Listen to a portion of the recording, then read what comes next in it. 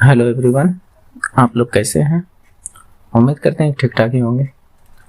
आज का पेपर हम लोग देखेंगे RRB LP tech and technician 2018, जो कि एलपी सीपीटी 1 10 अगस्त 2018 शिफ्ट थर्ड में हुआ था। ये ऑफिशियल पेपर है जो 2018 वाला हुआ था, क्योंकि उस समय एलपी और टेक्नीशियन के लिए एक ही एग्ज़ाम लिया जाता था, इसलिए दोनों का एक ही हुआ था exam.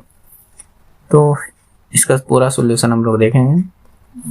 Math, reasoning, GK, GS सभी के सभी को देखेंगे। इसमें टोटल 25 क्वेश्चन होंगे। आपका 25 क्वेश्चन है, जो कि सब पूरा हम लोग करने का कोशिश करेंगे।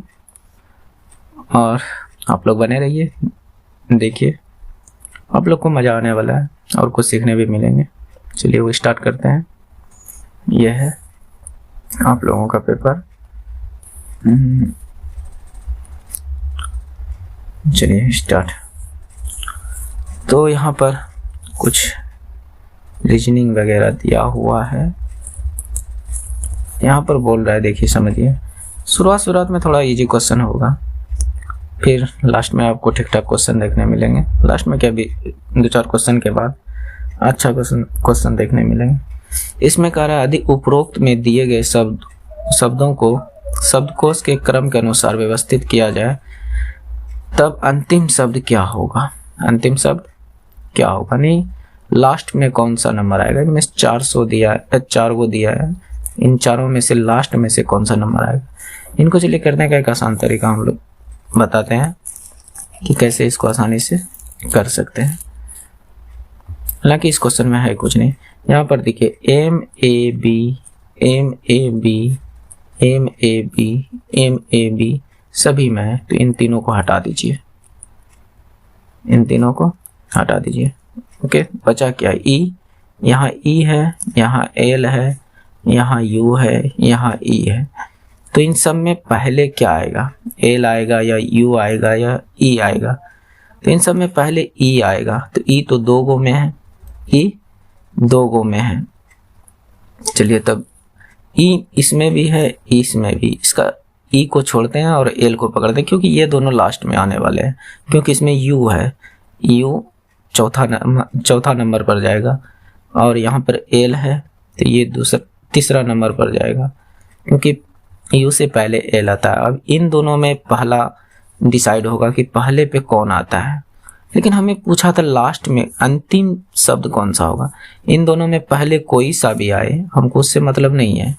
लेकिन यहाँ से हमें पता चल गया कि सबसे लास्ट में कौन सा आएगा, ये वाला MABUSE। तो ये आपका राइट आंसर होगा। इसलिए पूरा इस क्वेश्चन में सोल्व करना नहीं होता है। तो चलिए देख लेते हैं इसका सही आंसर क्या है। बिल्कुल राइट, यही नंबर है। नेक्स्ट देखिए क्या कहता है, निम्नलिखित में से एक कार का एक समान गति का वेग समय आलेख क्या है। एक समान गति यानी स्पीड एक समान होनी चाहिए। तो यहाँ पर जरा ध्यान दीजिएगा, क्या यहाँ पर गति एक समान जा रहा है 2 बिंदु के बीच। जितना गति यहाँ भी 40 है, तो बी पॉइंट पे भी 40 है। तो यहाँ पर एक समान गति है। इसके बाद और भी ऑप्शन को देखते हैं। यहाँ पर 4 ऑप्शन दिया हुआ है। जैसे यहाँ पर देखिए, यहाँ पर इन 2 बिंदु के बीच देखिए, यहाँ पर गति जितना है, क्या इस पॉइंट पर भी गति उतनी है, यानी इस वेलोसिटी जो है वेग उतनी है, नहीं, ज़्यादा है। तो यहाँ पर एक समान नहीं है, तो ये ऑप्शन भी खत्म।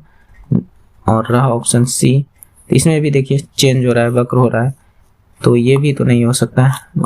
और यहाँ पर देखिए कभी बढ़ा है वेग, कभी घटा है, कभी बढ़ा है, कभी घटा है।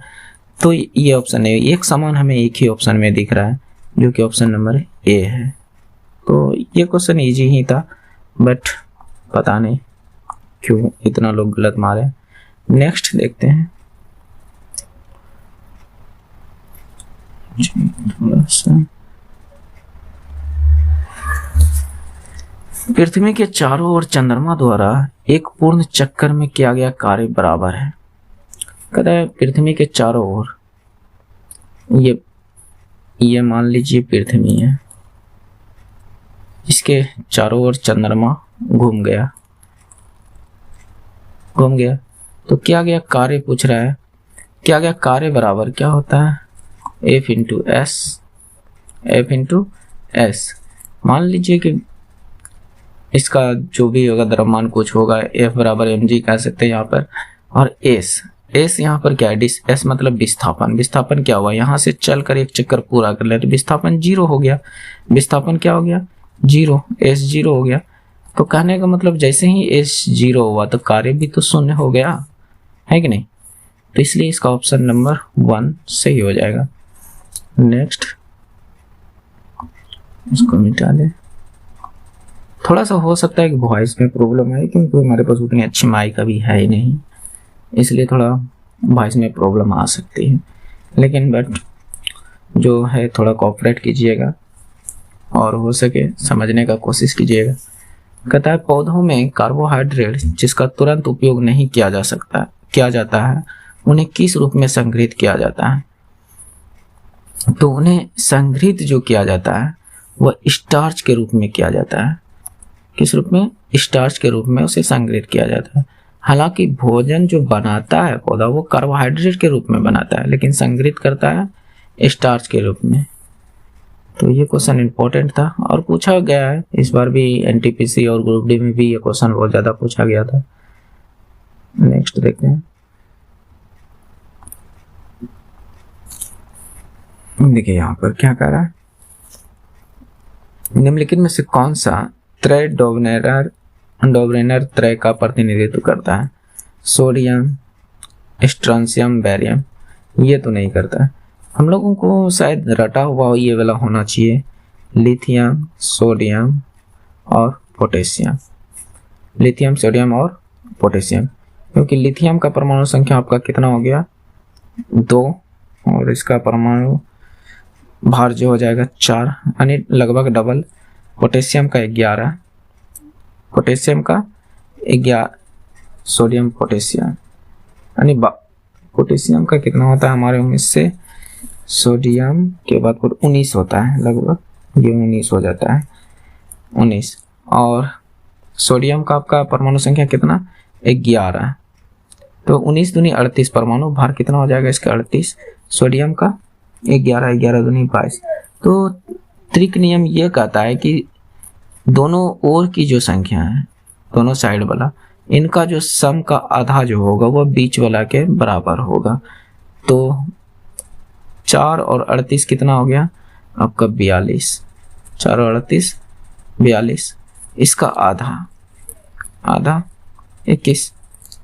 तो सोडियम का कितना परमाणु द्रव्यमान होता है 21, लगभग 22 के समथिंग में। तो ये आपका ये वाला सुटेबल है।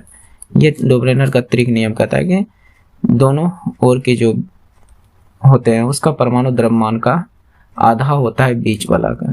तो ये वाला आपका सुटेबल है। हालांकि यहाँ पर कुछ लोग ये मारे होंगे लिथियम, पोटेशियम, सोडियम, नहीं, इसको क्रम से लिखना है ऐसे। तो ये वाला ऑप्शन आपका सही होगा। नेक्स्ट,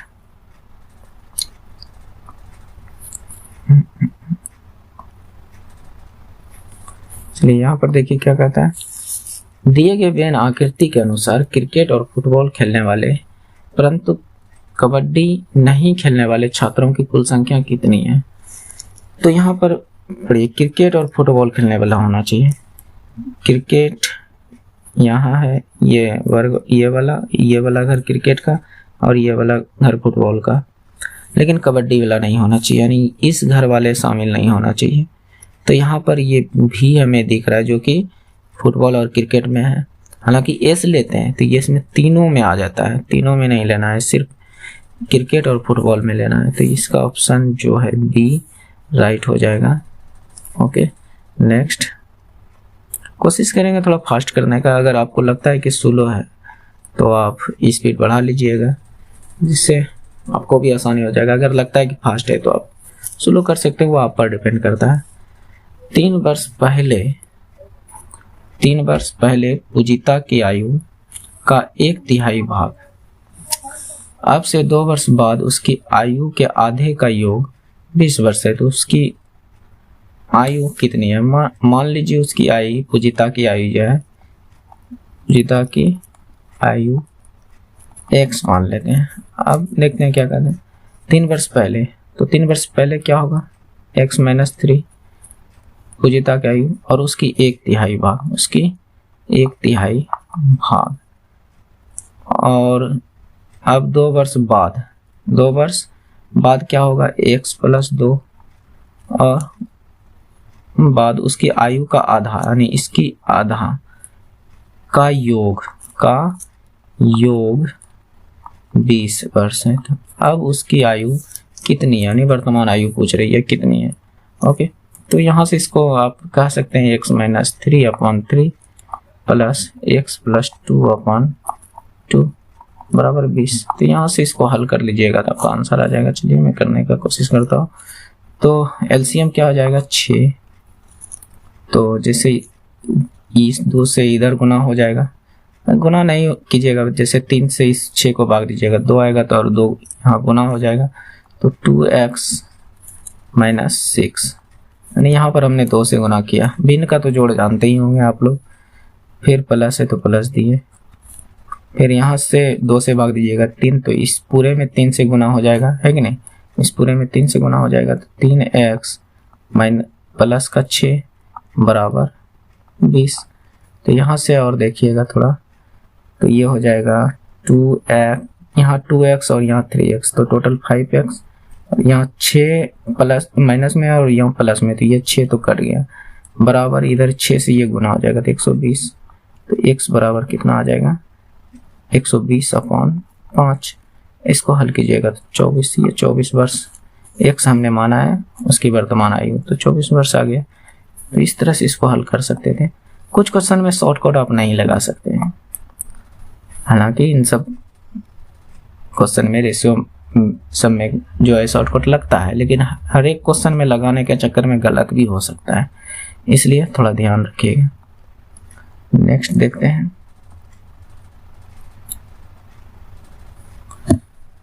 अमेरिकी राष्ट्रपति इतिहास में प्रसिद्ध भाषणों में से एक द गेटिसबर्ग एड्रेस है। उस अमेरिकी राष्ट्रपति का नाम बताइए जिसने यह भाषण दिया था। तो ये भाषण जो दिया था आपका अब्राहम लिंकन ने।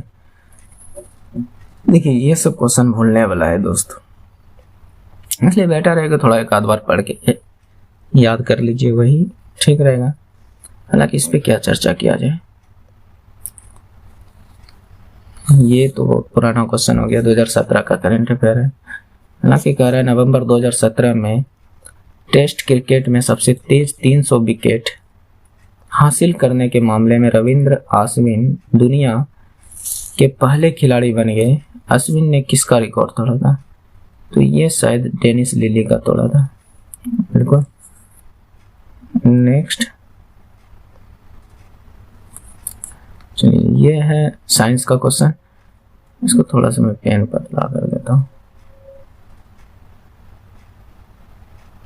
ओके, 0.1 kg की गेंद को विरामावस्था से गिराया जाता है। मान लीजिए कि ऊपर से कहीं एक वस्तु गिराते हैं जिसका वजन है 0.1 kg और 2 मीटर दूरी तक गिरता है। नीचे जो ये हाइट आया 2 मीटर दूरी तक गिरता है, तो गुरुत्वाकर्षण बल G द्वारा किया गया कार्य, तो गुरुत्वाकर्षण G द्वारा किया गया कार्य बराबर जो होगा mgh भी कह सकते हैं, या तो mgh भी कह सकते हैं, या तो यहाँ पर F इंटू S भी लगा सकते हैं, F इंटू S भी लगा सकते हैं। लेकिन mg क्या है? वही F ही तो है। F का सूत्र क्या होता है?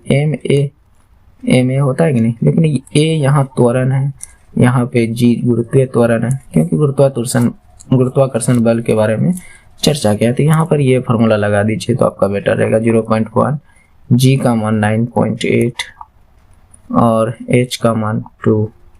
तो इसको हल कीजिएगा। तो पॉइंट अगर दिक्कत होता है कि कैसे कितना पॉइंट लगाए, तो पॉइंट उड़ा लीजिए, इन दोनों को गुना कीजिए, सबको ऊपर वाले को गुना कीजिएगा तो 196 और नीचे में 100। और ज़्यादा इसको हल कीजिएगा तो 1.96 जूल। कार्य का ऐसा मतलब क्या होता है, जूल। तो ये आपका बी नंबर राइट हो जाएगा।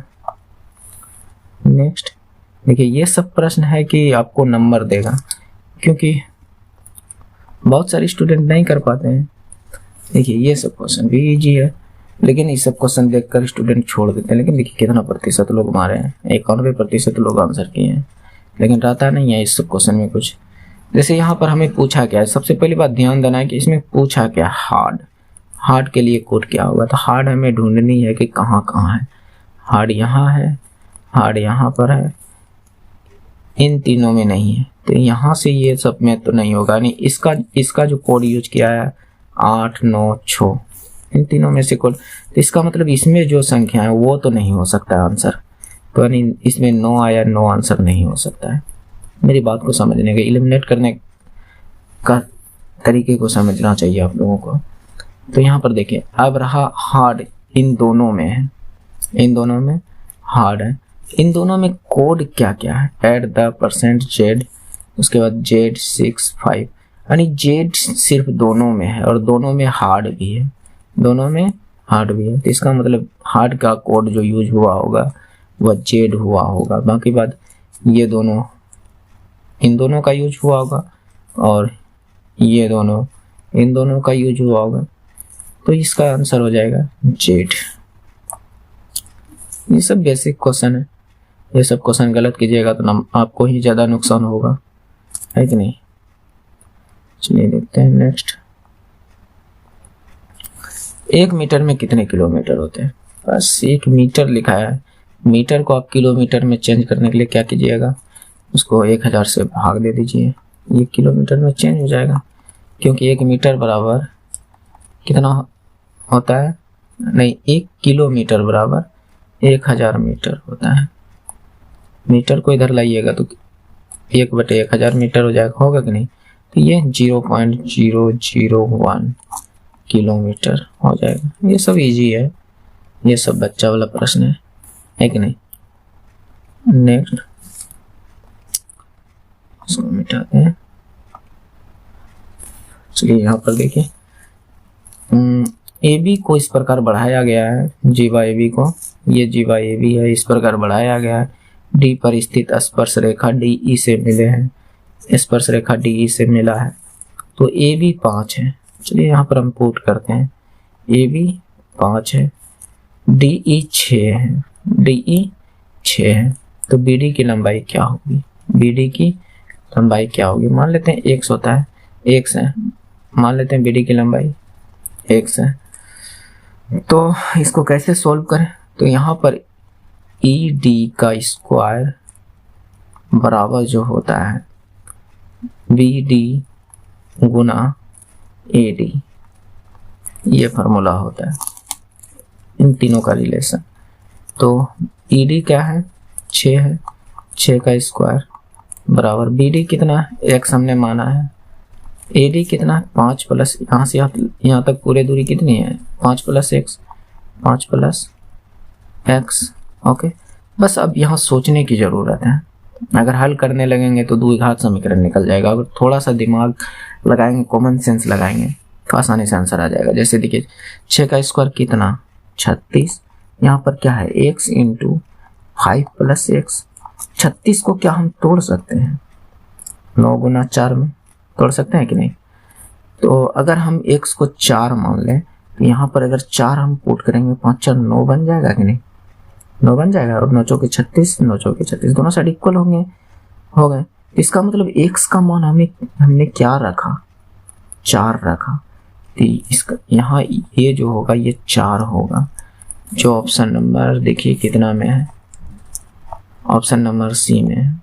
ओके, ये सवाल बढ़िया था और देखिए बहुत कम लोग मारते हैं। इनका रिलेशन याद रख लीजिएगा, काम आएगा।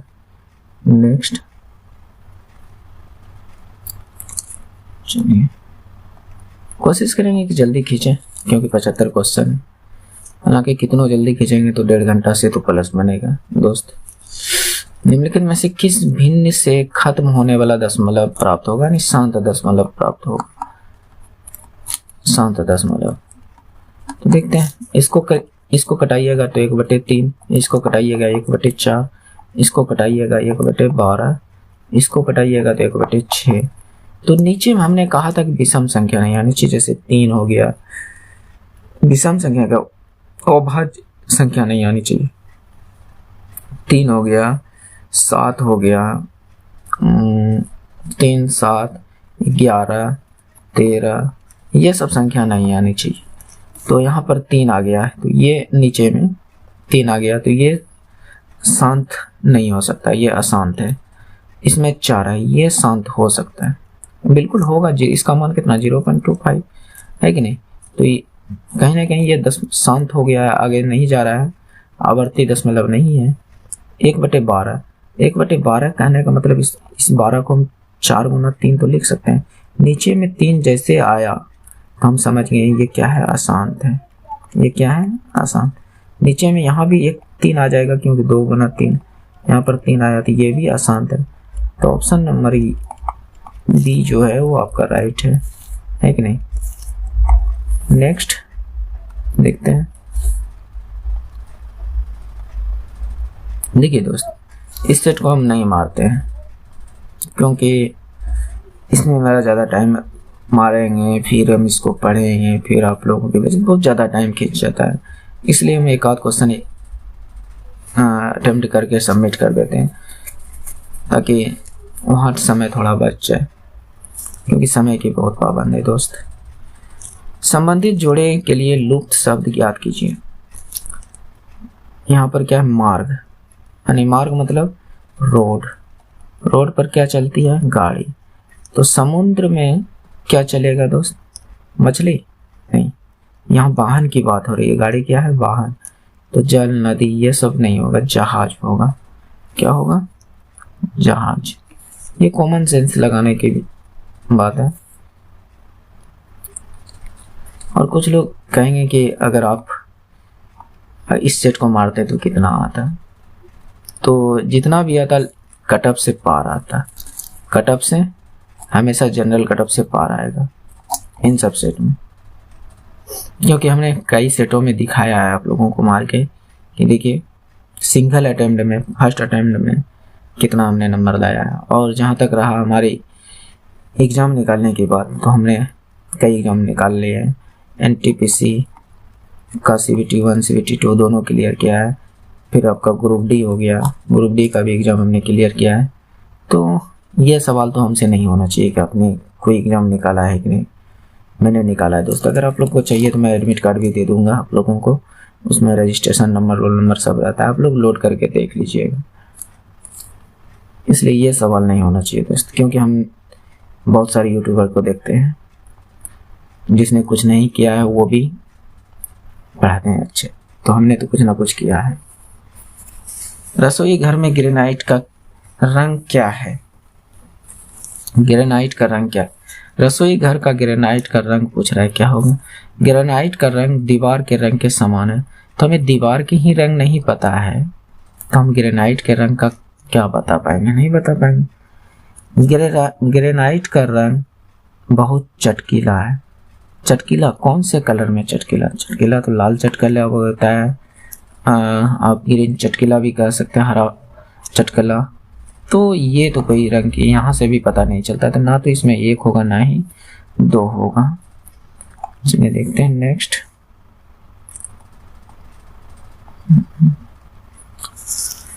एक पहिए का व्यास 84 सेंटीमीटर है, 792 मीटर की दूरी तय करने में से कुल कितने चक्कर लगाने होंगे। ठीक है, व्यास इतना है, जैसे कि मान लीजिए ये पहिया है, इसका व्यास हमें 84 सेंटीमीटर दे दिया है। कितना दे दिया है, 84 सेंटीमीटर दे दिया है। तो त्रिज्या कितनी होगी, व्यास की आधा होती है कि नहीं। तो 42 इसकी त्रिज्या हो जाएगी, आर क्या हो जाएगी 42। तो कहने का मतलब 792 मीटर ये चला है, घूम के कहीं तक, कहीं कितनी दूर, कुछ तो दूरी गया होगा, जो कि बोल रहा है 792 मीटर तक गया है। तो ये जो घुमाव होगा अपने परिमाप के अनुसार घुमा होगा, यानी चक्कर लेने का मतलब, एक चक्कर लेने का मतलब वो एक परिमाप अपने जो इसने तय किया होगा, एक परिमाप के बराबर तय किया होगा, तो इस 792 के इसके परिमाप से भाग दे दें तो आसानी से निकल जाएगा, है कि नहीं। तो यहाँ पर देखिए, तो परिमाप कितना होगा, हालांकि परिमाप बराबर आप फार्मूला लगा सकते हैं, सीधा सीधा पाई डी, ये भी होता है फार्मूला, क्योंकि दूसरा क्या होता है 2 पाई आर, ये 2r क्या है, डी ही तो है, 2r 42 इधर 42 इधर, डी ही तो है। तो यहाँ पर ये भी लगा सकते हैं, पाई का मान 22/7, आर का डी का मान कितना 84, या तो यहाँ भी पुट कर सकते थे, तो वो हिसाब किताब वहीं आ जाता है।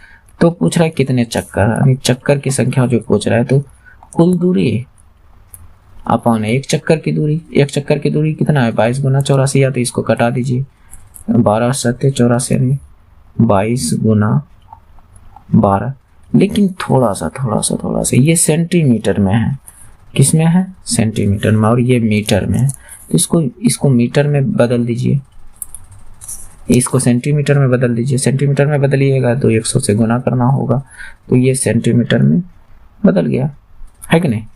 बस इसको कटाइए पिटाइए, देखिए कितना आंसर आता है, 11 से 2 टाइम में 11 से 11 7 77, और बच गया कितना 2 11 दूनी 22, बरछा के 72, तूतिया 6, 3 गुना 100 कितना आएगा दोस्त, नंबर ऑफ चक्करों की संख्या, तो 300 आ गया, 300 चक्कर, तो ऑप्शन नंबर ए राइट है। तो इन सवाल में कुछ है नहीं, सिर्फ कॉन्सेप्ट है, समझिए और आसानी से बना लीजिए, है कि नहीं। नेक्स्ट, निम्नलिखित में कौन सी गैस चूने की पानी को दूधिया बना देता है।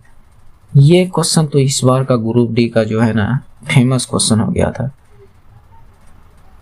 और जो ग्रुप डी भरे होंगे उनको तो ये क्वेश्चन रटा गया होगा। ये होता है कार्बन डाइऑक्साइड, चूने की पानी को यानी CaOH का होल 2 पर जब CO2 गुजारिएगा, इससे जब CO2 गुजारिएगा तो दूधिया अपक्षेप बनता है या दूधिया हो जाता है उसका कलर, तो ये CO2 होता है। नेक्स्ट, चलिए इस क्वेश्चन को देखिएगा, ये क्वेश्चन भी ठीक ठाक है। कहता है यहाँ पर तापीय अपघटन पर अमोनियम नाइट्रेट का उत्पादन करता है। अमोनियम नाइट्रेट कहने का मतलब NH4NO3, जहाँ NH4NO3 पर जब विद्युत अपघटन तापीय अपघटन यानी हीट दीजिएगा तो ये टूट जाता है N2O + 2H2O, तो नाइट्रोजन ऑक्साइड और जल का निर्माण होता है। क्या होता है, नाइट्रोजन ऑक्साइड और जल का निर्माण होता है। तो यहाँ से फार्मूला याद रख सकते हैं, अमोनियम नाइट्रेट का फार्मूला क्या होता है, ये होता है। नेक्स्ट,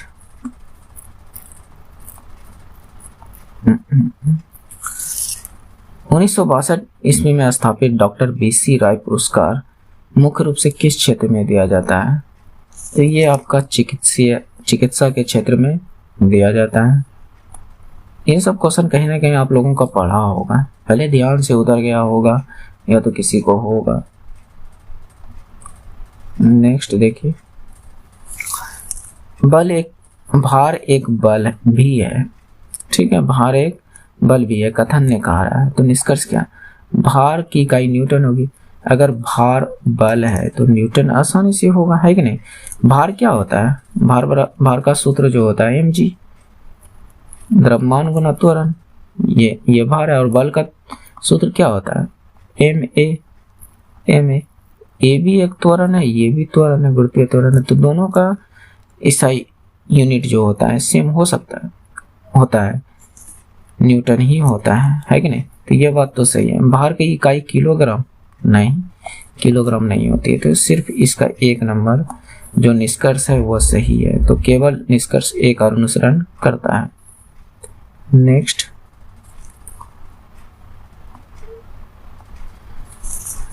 कुल 1560 रुपये की धनराशि ABC में इस प्रकार बांटी जाती है कि A को B की 50% धनराशि तथा B को C की 20% धनराशि मिलती है, तो B को कितनी धनराशि मिली होगी। तो यहाँ पर रेशियो अगर हम तीनों का पता कर ले, A B C का रेशियो, तो आसानी से निकल सकता है। तो यहाँ पर बोल रहा है ए को बी की 50%, ए को बी की 50%, बी की 50% है कि नहीं, ये बोल रहा है। या तो यहाँ पर हम निकालना चाहें ए अनुपात बी का मान, तो 50/100 यानी 1/2, 1/2 यानी ए को 1 मिलता है तो बी को 2, ए को 1 मिलता है तो बी को 2। फिर बोलता है कि बी को सी का 20%, बी को सी का 20%। हालांकि देखिए ये हम नहीं भी करते तो निकाल सकते थे, ठीक है, लेकिन यहाँ पर कर लीजिए समझने के लिए। तो यहाँ पर 1/5, अगर सी को 5 मिल रहा है तो बी को 1 मिल रहा है, सी को 5 मिल रहा है तो बी को 1, ये अनुपात तीनों का निकल कर यहाँ से आ जाएगा। तो यहाँ से अनुपात तो निकाल सकते हैं, है कि नहीं। तो जिसके आगे जो खाली है उसको भर दीजिए। 2 के आगे इधर खाली था, इधर 1 के आगे खाली था, बस यहाँ से गुना कर दीजिए। 1 गुना 1 1, 2 गुना 1 2 और 5 गुना 2 10। बस ये अनुपात निकल कर आ गया। इसी अनुपात में तीनों को मिलेगा, यानी 1 2 10 के अनुपात में। तो टोटल इतना बांटना है। अनुपातिक मान का योग कितना है देख लेते हैं। 1 और 2 3, 3 10 13 और रियल मान कितना है 1560। तो एक अनुपातिक मान का कितना होगा 13 1 13, 13 2 26, 120। हमें पूछा कितना है बी का। बी को अनुपातिक मान में कितना चाहिए 2। तो इसको 2 बनाने के लिए क्या कीजिएगा 2 से गुना कर दीजिए, है कि नहीं। 2 से गुना कर दिए तो 2 बराबर क्या हो जाएगा 240। तो बी को कितना धनराशि मिलेगा 240 रुपये। तो ऑप्शन नंबर डी इसका राइट हो जाएगा। देखिए हमारे वीडियो सभी को हजम नहीं होगा दोस्त। कुछ लोग को जैसे ही कुछ अलग तरीके से हम बता दिए तो फिर उसे समझ में नहीं आएगा, लेकिन वही तरीका इम्पोर्टेंट है। बात समझ रहे हैं, क्योंकि नॉर्मल तरीका से अधिकतर लोग क्वेश्चन को कर लेंगे और इन सब तरीके से आसान कम समय में आंसर आता है। देखिए इतना को गुना किया है तो इतना आएगा, तो इतना को गुना करेगा तो कितना होगा। ये बात तो पता है ना, 17 गुना 29 करेंगे तो 493 आएगा, है कि नहीं। तो 17 और 29 तो है, तो हम ऊपर 170 गुना 0.029। देखिए यहाँ पर कंफ्यूजन होता है कि पॉइंट कहाँ लगाएं, इसलिए हम कहते हैं कि इसको डायरेक्ट पॉइंट को उड़ाइए। नीचे में कितने जीरो 1 2 3 3 जीरो, ठीक है। अब इन दोनों को गुना कीजिएगा तो कितना, जो इसका गुना है वही तो यहाँ भी मान आएगा 4 9 3, नीचे में 1000 होने के बाद 1 के बाद कितने जीरो 3 जीरो, यानी 3 अंक के बाद पॉइंट लग जाएगा, है कि नहीं। 3 अंक के बाद पॉइंट लग जाएगा, यह आसान हो जाएगा। तो ऐसे कंफ्यूजन नहीं रहेगा कि पॉइंट कहाँ लगेगा। बात समझ रहे हैं। और एक जीरो भी था दोस्त, एक जीरो और था। कहने का मतलब यहाँ पर ध्यान दीजिएगा, हमने थोड़ा सा गलती कर दिया है। यहाँ पर देखिए गुना 70 भी था, 170 था। यहाँ 17 गुना 29 ना करना था, यहाँ 70 था, यानी 1 जीरो और था। तो ये कहने का मतलब इतना आता तो 1 जीरो कट जाता, 1 जीरो कट जाता इसका, तो नीचे में 2 ही जीरो बचता था। नहीं 2 अंक के बाद पॉइंट लगता 4 9 3, यानी पॉइंट यहाँ पर लग जाता है। तो ये इजी ही है, बट हो सकता है थोड़ा सा कंफ्यूजन किसी को, इसलिए मैंने बताया तरीका। चलिए ये क्वेश्चन अच्छा है, और इसको अगर बेसिक तरीके से आप करते रह गए तो बस हो गया, आपको वाट लग जाएगा। थोड़ा समझने का कोशिश कीजिएगा इस क्वेश्चन के तरीके को। कहता एक कंप्यूटर गेम में बिल्डर और डिस्ट्रॉयर यानी बिगाड़ने वाला और बनाने वाला की कुल संख्या 20 है, ठीक। उनमें से कुल एक किले के चारों तरफ दीवार बनाने की कोशिश करता है, जबकि शेष गिराने की कोशिश करता है। प्रत्येक बिल्डर्स अकेले 15 घंटे में बना सकते हैं, जबकि प्रत्येक डिस्ट्रॉयर अकेले इसे 10 घंटे में गिरा सकते हैं। यदि सभी 20 बिल्डर्स और डिस्ट्रॉयर एक साथ तब सक्रिय हो जाए जब कोई दीवार नहीं है, तब दीवार 3 घंटे में बन जाता है। क्वेश्चन तो बहुत बड़ा है, और देखिए ये कितने प्रतिशत लोग कर पाए होंगे, 14%, मात्र 14% लोग किया है। तो कहीं ना कहीं ये क्वेश्चन थोड़ा सा इम्पोर्टेंट तो हो जाता है, थोड़ा सा क्या बहुत इम्पोर्टेंट हो जाता है। तो इस क्वेश्चन को करना चाहिए। तो इनमें साम दंड भेद सब लगा देना चाहिए। जिन्हें देखते हैं कैसे करते हैं। प्रत्येक बिल्डर्स अगर अकेला काम करे, तो इसमें 15 घंटा लगाता है, और डिस्ट्रॉयर बिगाड़ने वाला अगर अकेले काम करे तो 10 घंटा लगाता है। तो यहाँ पर हम एलसीएम मेथड का इस्तेमाल करेंगे। ऊपर की संख्याओं का भी हम भूल जाते हैं ऊपर क्या है, ठीक है। तो यहाँ पर 30 आ जाएगा, और यहाँ से इसको भाग दीजिएगा। 30 को 15 से तो 2, और इसको भाग दीजिएगा तो 3। लेकिन किस में? माइनस में, क्योंकि ये बिगाड़ रहा है, काम घटा रहा है, तो इसका मान माइनस में, ठीक। तो यहाँ से हम टोटल वर्क मान लेते हैं। हालांकि यहाँ पर देखिए एक फार्मूला आपको इस्तेमाल करना होगा, टोटल वर्क बराबर टाइम इनटू एफिशिएंसी, यानी कुल कार्य बराबर समय गुना क्षमता, समय गुना क्षमता। कुल वर्क को हम 30 मान लेते हैं, कुल वर्क को हम 30, इसी से टोटल वर्क को हम 30 मान लेते हैं, ठीक। अब आगे देखते हैं कैसे करना है इसको। 30 काम को करना है, 30 काम को करना है, हमें समय निकालनी है। तो समय बराबर यहाँ पर अगर हम देखना चाहें तो फार्मूला क्या बनेगा दोस्त, थोड़ा समझने का कोशिश कीजिएगा। समय बराबर फार्मूला क्या बनेगा, टी को इधर छोड़ देते हैं, तो यहाँ पर आ जाएगा टोटल वर्क इनटू क्षमता, है कि नहीं। टोटल वर्क हमने 30 माना है, टोटल वर्क हमने 30 माना है समय निकालने के लिए, और समय बोल रहा है कि 3 घंटे में बन जाता है। कितने घंटे में? 3 घंटे में बन जाता है। तो यहाँ पर किस क्षमता से काम हुआ होगा, कितनी क्षमता से काम हुआ होगा, ये बात इम्पोर्टेंट। यहाँ पे जो फील होगा कितना क्षमता से कम हुआ होगा, ताकि 3 घंटे में हो गया होगा, 3 घंटे में हो गया होगा। फार्मूला यही, इसी को हमने अप्लाई करा। थोड़ा समझने का कोशिश कीजिएगा, नहीं तो इसको आप बनाते रहिए, देखिए कितना देर में बनता है। तो अब यहाँ पर हम थोड़ा सा ऑप्शन का सहारा लेंगे, ऑप्शन का सहारा लेंगे, तभी बन पाएगा। जैसे यहाँ पर कहते हैं डिस्ट्रॉयर की संख्या पूछा है, यानी इसकी संख्या पूछा है, तो हम इनमें से जो ऑप्शन दिया होगा वह डिस्ट्रॉयर की संख्या का ही दिया होगा ऑप्शन। अगर हम डिस्ट्रॉयर 7 मान लेते हैं, डिस्ट्रॉयर 7 मान लेते हैं, तो -3 की क्षमता से कर रहा है, तो 7 गुना -3, तो ये क्या आएगा, -21। तो 7 को डिस्ट्रॉयर हो गया, तो बिल्डर्स कितने होंगे? 20 में से 7 डिस्ट्रॉयर होंगे, हो गए, तो बिल्डर्स कितने हैं? क्योंकि यहाँ बोल रहा है 20 बिल्डर्स और डिस्ट्रॉयर एक साथ काम पर लग जाए, और जब कोई दीवार नहीं हो तब 3 घंटे में बन जाता है। बात समझ रहे हैं? तो टोटल वर्क हमें 30 कराना है, और दोनों को एक साथ कराना है कि नहीं। तो 7 अगर डिस्ट्रॉयर हो गए तो बिल्डर कितने होंगे? 13, है कि नहीं। 13 हो गया, यानी 2 गुना 13 कीजिएगा तो कितना होगा? 26। तो ये माइनस वाला, ये प्लस वाला, तो इन दोनों से कितना आएगा? यहाँ पर 5 आ जाएगा। 26 में 21 गया तो 5। 5 की अगर 5 इफिशिएंसी से काम हो रहा है, तो यहाँ पर कितना? 6 घंटा आ जाएगा आंसर। कितना आ जाएगा? 6 घंटा, जो कि हमको 3 पुराना है। कितना पुराना है? 3। कहीं ना कहीं नीचे में जो आना चाहिए 10 आनी चाहिए, तभी तो 3 आएगा। तो इस हिसाब से तो नहीं आ रहा है, तो ये ऑप्शन नहीं हो सकता है। अगर 5 हम मान लें, किसको? डिस्ट्रॉयर को, तो -15। अरे बात को थोड़ा सा समझने का कोशिश कीजिएगा। थोड़ा सा मैं इसको बढ़ा लूँ।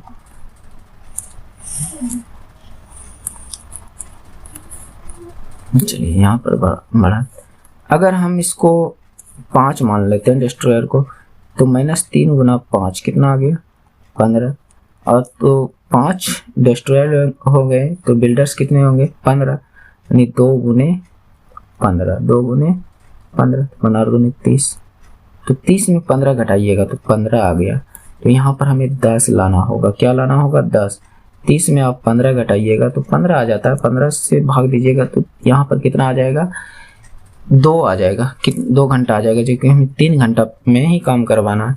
तो ये भी ऑप्शन नहीं हो सकता है। तो और ऑप्शन को चेक कर लेते हैं। देखिए ये इसका बेस्ट है। देखिए कट गया पूरा। अब क्या करें? अच्छा देखते हैं यहाँ पर है कोई ऑप्शन। हाँ है, चलिए तो 15 तो नहीं हो सकता है कि नहीं। तो अब हम डायरेक्ट आंसर वाला ऑप्शन को उठाते हैं, क्योंकि हमने दोस्त पहले सोल्व किया है इसे, और अधिकतर यूट्यूबर ये करते हैं, ये मैं इकलौता नहीं हूँ। तो यहाँ पर देखिए हम डायरेक्ट ऑप्शन 6 को लेते हैं। अगर 6 डिस्ट्रॉयर हो तो -3 गुना 6 तो कितना हो गया 18 माइनस का 18, और फिर 6 को डिस्ट्रॉयर तो बिल्डर्स कितने होंगे दोस्त 14 को, 14 दूनी 28, और इन दोनों का अंतर कितना आ गया दोस्त, क्योंकि एक माइनस वाला है एक प्लस वाला है, तो अंतर कितना आ गया 10, तो 10 आ गया, और 10 से भाग दीजिएगा तो 3 आसानी से आएगा। तो इसलिए इसका ऑप्शन नंबर डी राइट है। बात समझ रहे हैं। तो ऑप्शन की सहायता से लेकर बनाइएगा तो आसानी से बन जाएगा। ये भले ही हमें बताने में टाइम लगा, लेकिन हम इतना स्लो नहीं करते, बहुत फास्ट करते हैं। नेक्स्ट,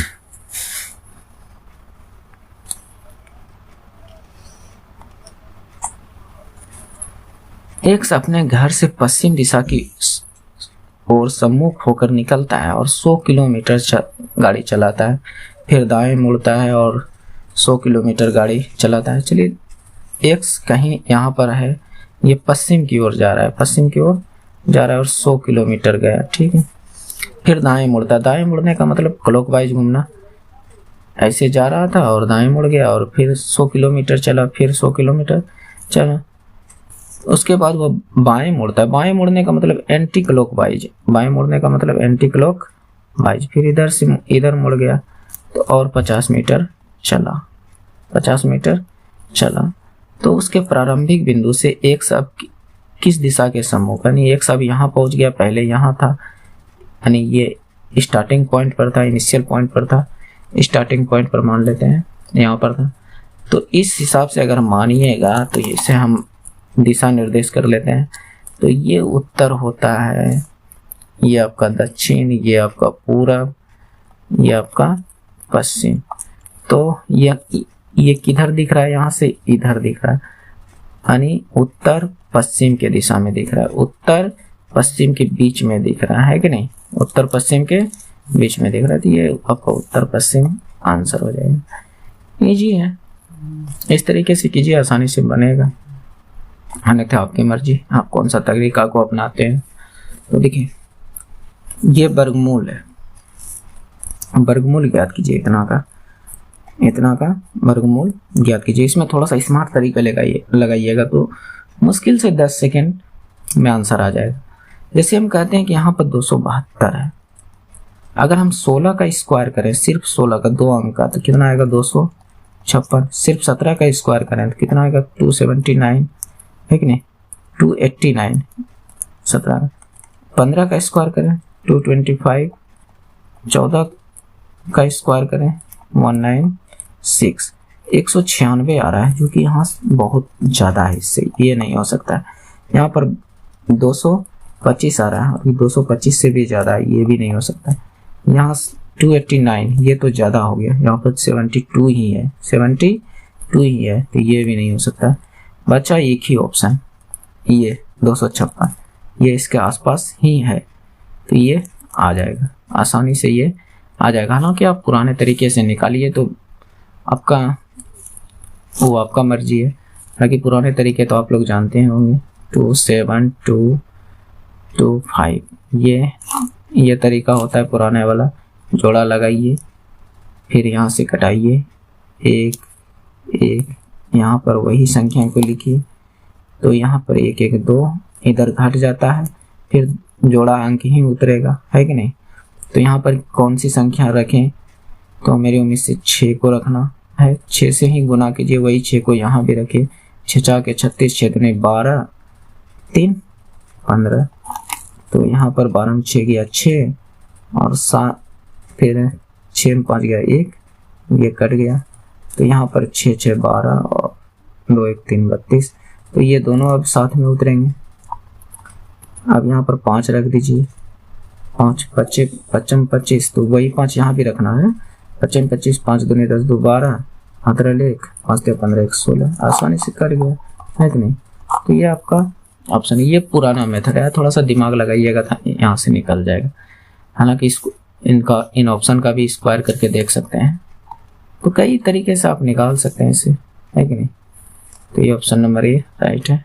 नेक्स्ट देखिए दोस्त, एग्जाम में सवाल करना इंपॉर्टेंट नहीं है, सवाल कितना फास्ट आप कर पाते हैं वो ज़्यादा इंपॉर्टेंट रखता है, क्योंकि आप जितना ज़्यादा फास्ट कीजिएगा उतना ज़्यादा क्वेश्चन को अटेम्प्ट कर पाइएगा, है कि नहीं। निम्नलिखित में से कौन गैर दैदीप्यमान है, मतलब कि इसका कहने का मतलब ये है किसके पास अपना प्रकाश नहीं है। जलता हुआ बल्ब के पास अपना प्रकाश है कि नहीं है, बिल्कुल है, तभी तो वो प्रकाशित कर रहा है। मोमबत्ती का जलना, मोमबत्ती को जलाइएगा तो प्रकाश देगा, बिल्कुल। जुगनू के पास भी अपना प्रकाश है, तो ये भी है। चंद्रमा के पास अपना प्रकाश नहीं है, ये सूर्य से प्रकाश लेकर अपना काम चलाता है कि नहीं, उसी की वजह से चमकता है। तो ये डी नंबर है। नेक्स्ट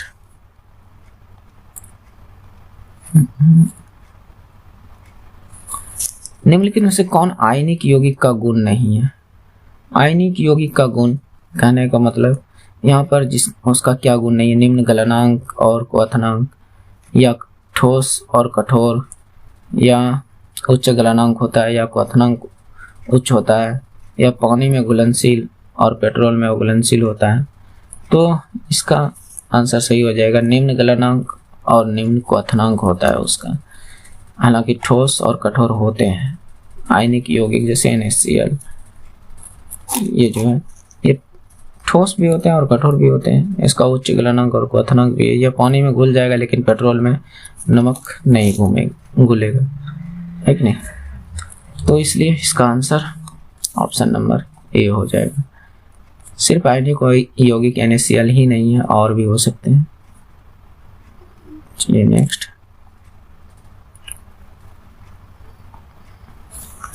चार्ली और श्रेया की आयु में 6 वर्ष का अंतर है, ठीक है। 30 वर्ष पहले जब उनकी शादी हुई थी तो चार्ली की आयु का 4 गुना श्रेया की आयु का 5 गुने के बराबर था। तो वर्तमान में उन दोनों की आयु का योग क्या होगा। आप इसको अगर शॉर्टकट मेथड से बनाना चाहते हैं तो नहीं बनेगा, बहुत दिमाग लगाना पड़ेगा। इसलिए हम इसको बेटर कहते हैं कि आप तरीके से ही कर लीजिए, आसानी से बन जाएगा। मान लेते हैं चार्ली की उम्र को C मान लेते हैं, श्रेया की उम्र को S मान लेते हैं, S मान लिए। इन दोनों का आयु का अंतर 6 है, ठीक है। दूसरा कंडीशन में कह रहा है 30 वर्ष पहले, वर्तमान आयु माने 30 वर्ष पहले, तो यानी चार्ली की आयु में 30 वर्ष पहले उनकी शादी हुई थी, तो तब चार्ली की आयु 4 गुनी, इसका 4 गुना। फिर श्रेया की आयु, तो जब चार्ली में 30 वर्ष घटेगा तो श्रेया में भी 30 वर्ष घटेगा, और श्रेया की आयु के 5 गुने के, और इसके आयु के 5 गुने बराबर होंगे, 5 गुने के बराबर। ये बात हमने इसलिए यहाँ पर भी 30 घटाया, क्योंकि अगर मेरी बात को थोड़ा सा गौर से समझने का कोशिश कीजिएगा, जैसे मान लीजिए आप या आपका भाई या बहन जो भी है, तो अगर आप और आपके भाई में 10 वर्ष का अंतर या 5 वर्ष का अंतर है, तो 5 वर्ष बाद भी आपके और आपके भाई में जो उम्र के अंतर जो होंगे समान होंगे, 5 वर्ष ही होंगे। इसलिए हमने यहाँ पर दोनों में घटाया। बात को थोड़ा गहराई से समझने का कोशिश कीजिए। तो इसको यहाँ पर सोल्व करें तो 4C माइनस 120 बराबर 5S समझिएगा माइनस 150। ओके, तो यहाँ पर 4C माइनस 5S बराबर माइनस 150 प्लस 120, ये हो जाएगा, है कि नहीं। इसको और ज़्यादा हल कीजिएगा तो माइनस का 30 आ जाएगा, माइनस का 30, इन दोनों को हल कीजिएगा तो माइनस का 30, तो यहाँ पर माइनस 30 लिख देते हैं, माइनस 30। ओके, तो ये इक्वेशन फर्स्ट है हमारा। या तो यहीं पर इसको ऐसे कर लीजिए ना, चार्ली बराबर क्या होगा 6 प्लस S होगा कि नहीं। बस चार्ली के जगह पे इतना को पुट कीजिए, आसानी से निकलेगा। 4C के जगह पे 6 प्लस S है दोस्त, इसको समझिए। चलिए इसको हम कलर कर देते हैं, S एस, यहाँ भी एस, यहाँ भी एस, कलर ये भी एस, ठीक। माइनस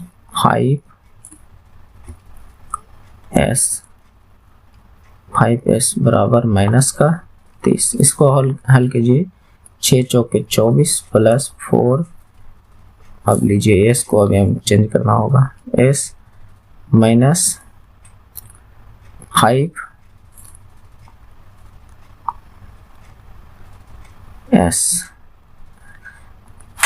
थोड़ा दिक्कत हो रहा है, s यानी श्रेया बराबर माइनस 30, ये ना, तो यहाँ से ये जाएगा तो माइनस s सिर्फ बचेगा, माइनस s सिर्फ बचेगा, और ये 24 और 30, तो ये माइनस 30 और माइनस 24, तो ये कितना हो जाएगा दोस्त, माइनस s बराबर माइनस 4 और 3 2 5, माइनस 54, माइनस माइनस खत्म, यानी श्रेया का उम्र 54 आ गया, श्रेया का उम्र 54 आ गया। तो यहाँ पर पुट कर दीजिए श्रेया के जगह पे 54, तो c बराबर चार्ली की उम्र कितना आ जाएगा, 6 प्लस 54, है कि नहीं, श्रेया के जगह पे 54, तो चार्ली की उम्र यहाँ से कितना आ जाएगा, 60। बस इन दोनों के आयु का योग पूछा है, दोनों के आयु का वर्तमान आयु का योग, तो 60 ये चार्ली प्लस श्रेया का उम्र पूछा है, तो ये 60 और ये 54, तो कितना हो जाएगा 114। तो ये तरीका है, थोड़ा फास्ट कीजिएगा तो बन जाएगा एक आध मिनट के अंदर। जो बोलते हैं कि 10 सेकंड में बन जाएंगे, 10 सेकंड में नहीं हो सकता है दोस्त, ये सब भ्रम में मत रहिए कि 10 सेकंड में आपका आंसर है, कुछ क्वेश्चन में टाइम लगना फिक्स होता है। वाहनों की हेडलाइट में उपयोग किए जाने वाले दर्पण का प्रकार ये कौन सा प्रकार, हेडलाइट, जैसे कि हेडलाइट मतलब कि जिससे कि प्रकाश रात में अंधेरा दूर करते हैं। जैसे दो तरह के, एक तो दर्पण लगा होता है, एक दर्पण के जगह पे आपका उत्तल दर्पण लगा रहता है, साइड मिरर के रूप में उत्तल दर्पण, है कि नहीं, और जैसे लाइट में, हेडलाइट में आपका अवतल दर्पण लगा होता है, तो इसका आंसर हो जाएगा अवतल दर्पण। नेक्स्ट दोस्त, अभी तक में अगर आपको वीडियो पसंद आ रही है, समझ में आ रहा है, तो चैनल को सब्सक्राइब और लाइक जरूर कर दीजिएगा, और हो सके तो अपने दोस्तों को तक भी शेयर कर दीजिएगा, ताकि हमें और भी मोटिवेशन मिले और मैं आगे बनाऊँ। हालांकि आप लोग देख रहे हैं, सपोर्ट तो कर रहे हैं आप लोग, तो थोड़ा और सपोर्ट कीजिए तो मुझे भी अच्छा लगेगा, और मैं भी थोड़ा सा उत्साहित होकर और भी वीडियो बनाने का कोशिश करूंगा, आप लोगों के बीच सोल्यूशन लाने का कोशिश करूंगा, अन्यथा क्या पता मैं छोड़ दूं। निम्नलिखित में से कौन सा कथन गलत है, तो कहता है ठोस का आयतन निश्चित होता है, ये बात तो सही है, ठोस का आकार निश्चित होता है, आयतन भी निश्चित होता है। ठोस का आकार अनिश्चित होता है, नहीं, ठोस का आकार निश्चित होता है। ठोस जैसे आप ईटा देखें, ईटा का आकार निश्चित है। ठोस जैसे कोई मेटल ले लीजिए या पत्थर ले लीजिए, उसका देखिएगा आकार फिक्स होता है, अनिश्चित नहीं होता है, फिक्स होता है। ठोस दृढ़ होते हैं, मजबूत होते हैं, बिल्कुल। ठोस लगभग असंगत होते हैं, असंगत, ये बात हमें समझ में नहीं आई, लेकिन एक चीज हमें गलत यहाँ पर पकड़ा गया है, ठोस का आकार अनिश्चित होते हैं, ये बात गलत है। इसका मतलब ये बात सही है, असंगत होते हैं, तो इसका आंसर बी राइट हो जाएगा। नेक्स्ट देखिए, बिजोड़ आकृति का चयन कीजिए। जैसे यहाँ पर 13/m लिखा है, नहीं, m का प्लेस वैल्यू 13 होता है, w का प्लेस वैल्यू 23 होता है, कहने का मतलब e का प्लेस वैल्यू 5 होता है, ना कि 20, तो ये गलत है। j का प्लेस वैल्यू 10 होता है, ये सही है, तो यही गलत है, ऑप्शन नंबर सी। तो 3 कहाँ दिया है यहाँ पर, तो ये 3 नंबर गलत है।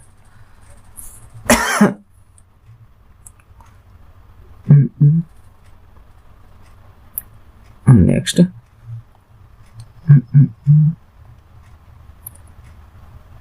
चलिए, यहाँ पर है फरवरी 2018 तक जेपी मॉर्गन इंडिया के मुख्य कार्यकारी अधिकारी कौन थे? ये पुराना क्वेश्चन है, कल्पना मोरपिया। इसका हम करंट में भी सर्च करने का कोशिश किया लेकिन 2-3 आंसर आ गया, इसलिए मैंने इसको स्किप कर दिया, हालांकि ये इतना इम्पोर्टेंट भी नहीं रखता है।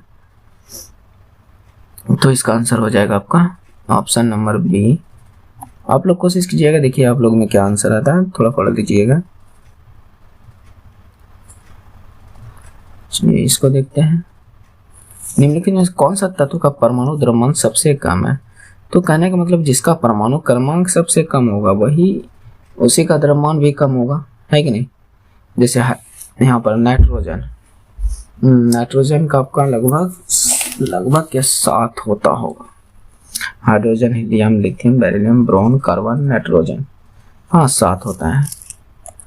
Helium 2, lithium 3, hydrogen 1।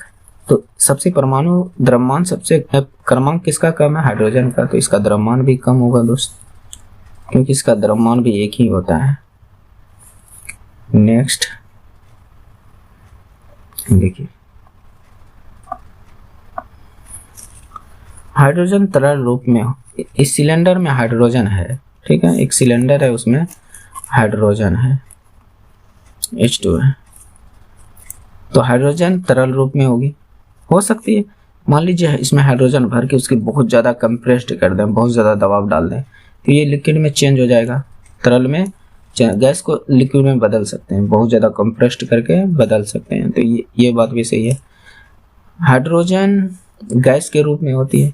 मान लीजिए हाइड्रोजन है और इसमें मतलब स्वतंत्र रूप से है, तो ये गैस के रूप में भी हो सकता है सिलेंडर में। तो इसका ऑप्शन दोनों होगा। क्या इसमें ऑप्शन दिया क्या है? या तो तर्क 1 या 2 दोनों होगा, या वाला कंडीशन यहाँ पर अप्लाई होगा। नेक्स्ट देखिए यहाँ पर इसको करने का कोशिश कीजिए। इसका चलिए हम कॉन्सेप्ट भी यहाँ पर बताएंगे, हो सकता है, क्योंकि यहाँ से सिर्फ एक ही क्वेश्चन नहीं पूछा जा सकता है, यहाँ से और भी क्वेश्चन पूछा जा सकता है। गति का दूसरा समीकरण का संबंध दर्शाता है। तो दूसरा समीकरण हमें पता होनी चाहिए। जैसे हम पहला समीकरण क्या होता है, v बराबर u प्लस ए टी, ये आपका पहला समीकरण गति का होता है। दूसरा होता है s बराबर u t plus half A T square, ये आपका दूसरा होता है।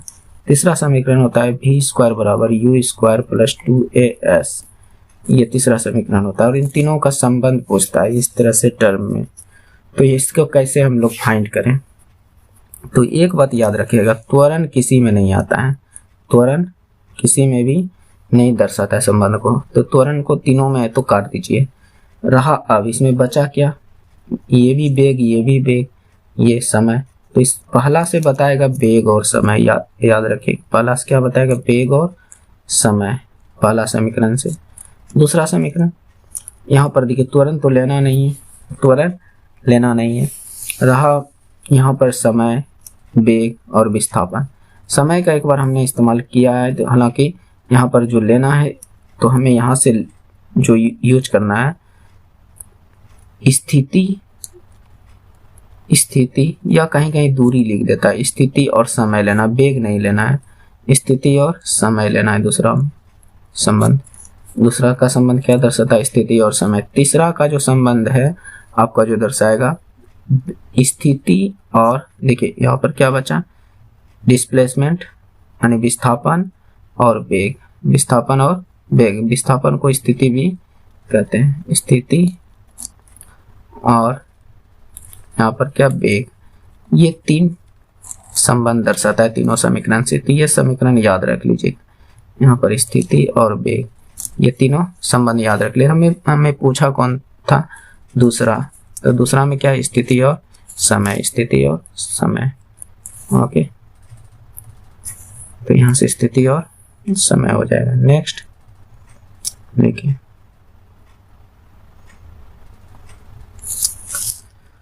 देखिए इस क्वेश्चन में है कुछ नहीं, थोड़ा सा अगर कोई स्टूडेंट जोर लगाएगा इस क्वेश्चन पे तो आसानी से कर लेगा, आसानी से। क्योंकि इस क्वेश्चन में देखिए आपका परमाणु भार दे दिया है, बैरियम का 137, क्लोरीन का यहाँ पर 35.05, सल्फर का 32, ऑक्सीजन का 16। तो और यहाँ पर बेरियम क्लोराइड का भी दे दिया 2.08 ग्राम है, मतलब अणु प्रति ग्राम प्रति अणु इतना है, यानी हाइड्रोजन सल्फेट के जलीय घोल में। तो अब पूछा बेरियम सल्फेट के, बेरियम सल्फेट का क्या होगा। तो बेरियम का यहाँ से देखिए Ba है, Ba का क्या दिया है 137,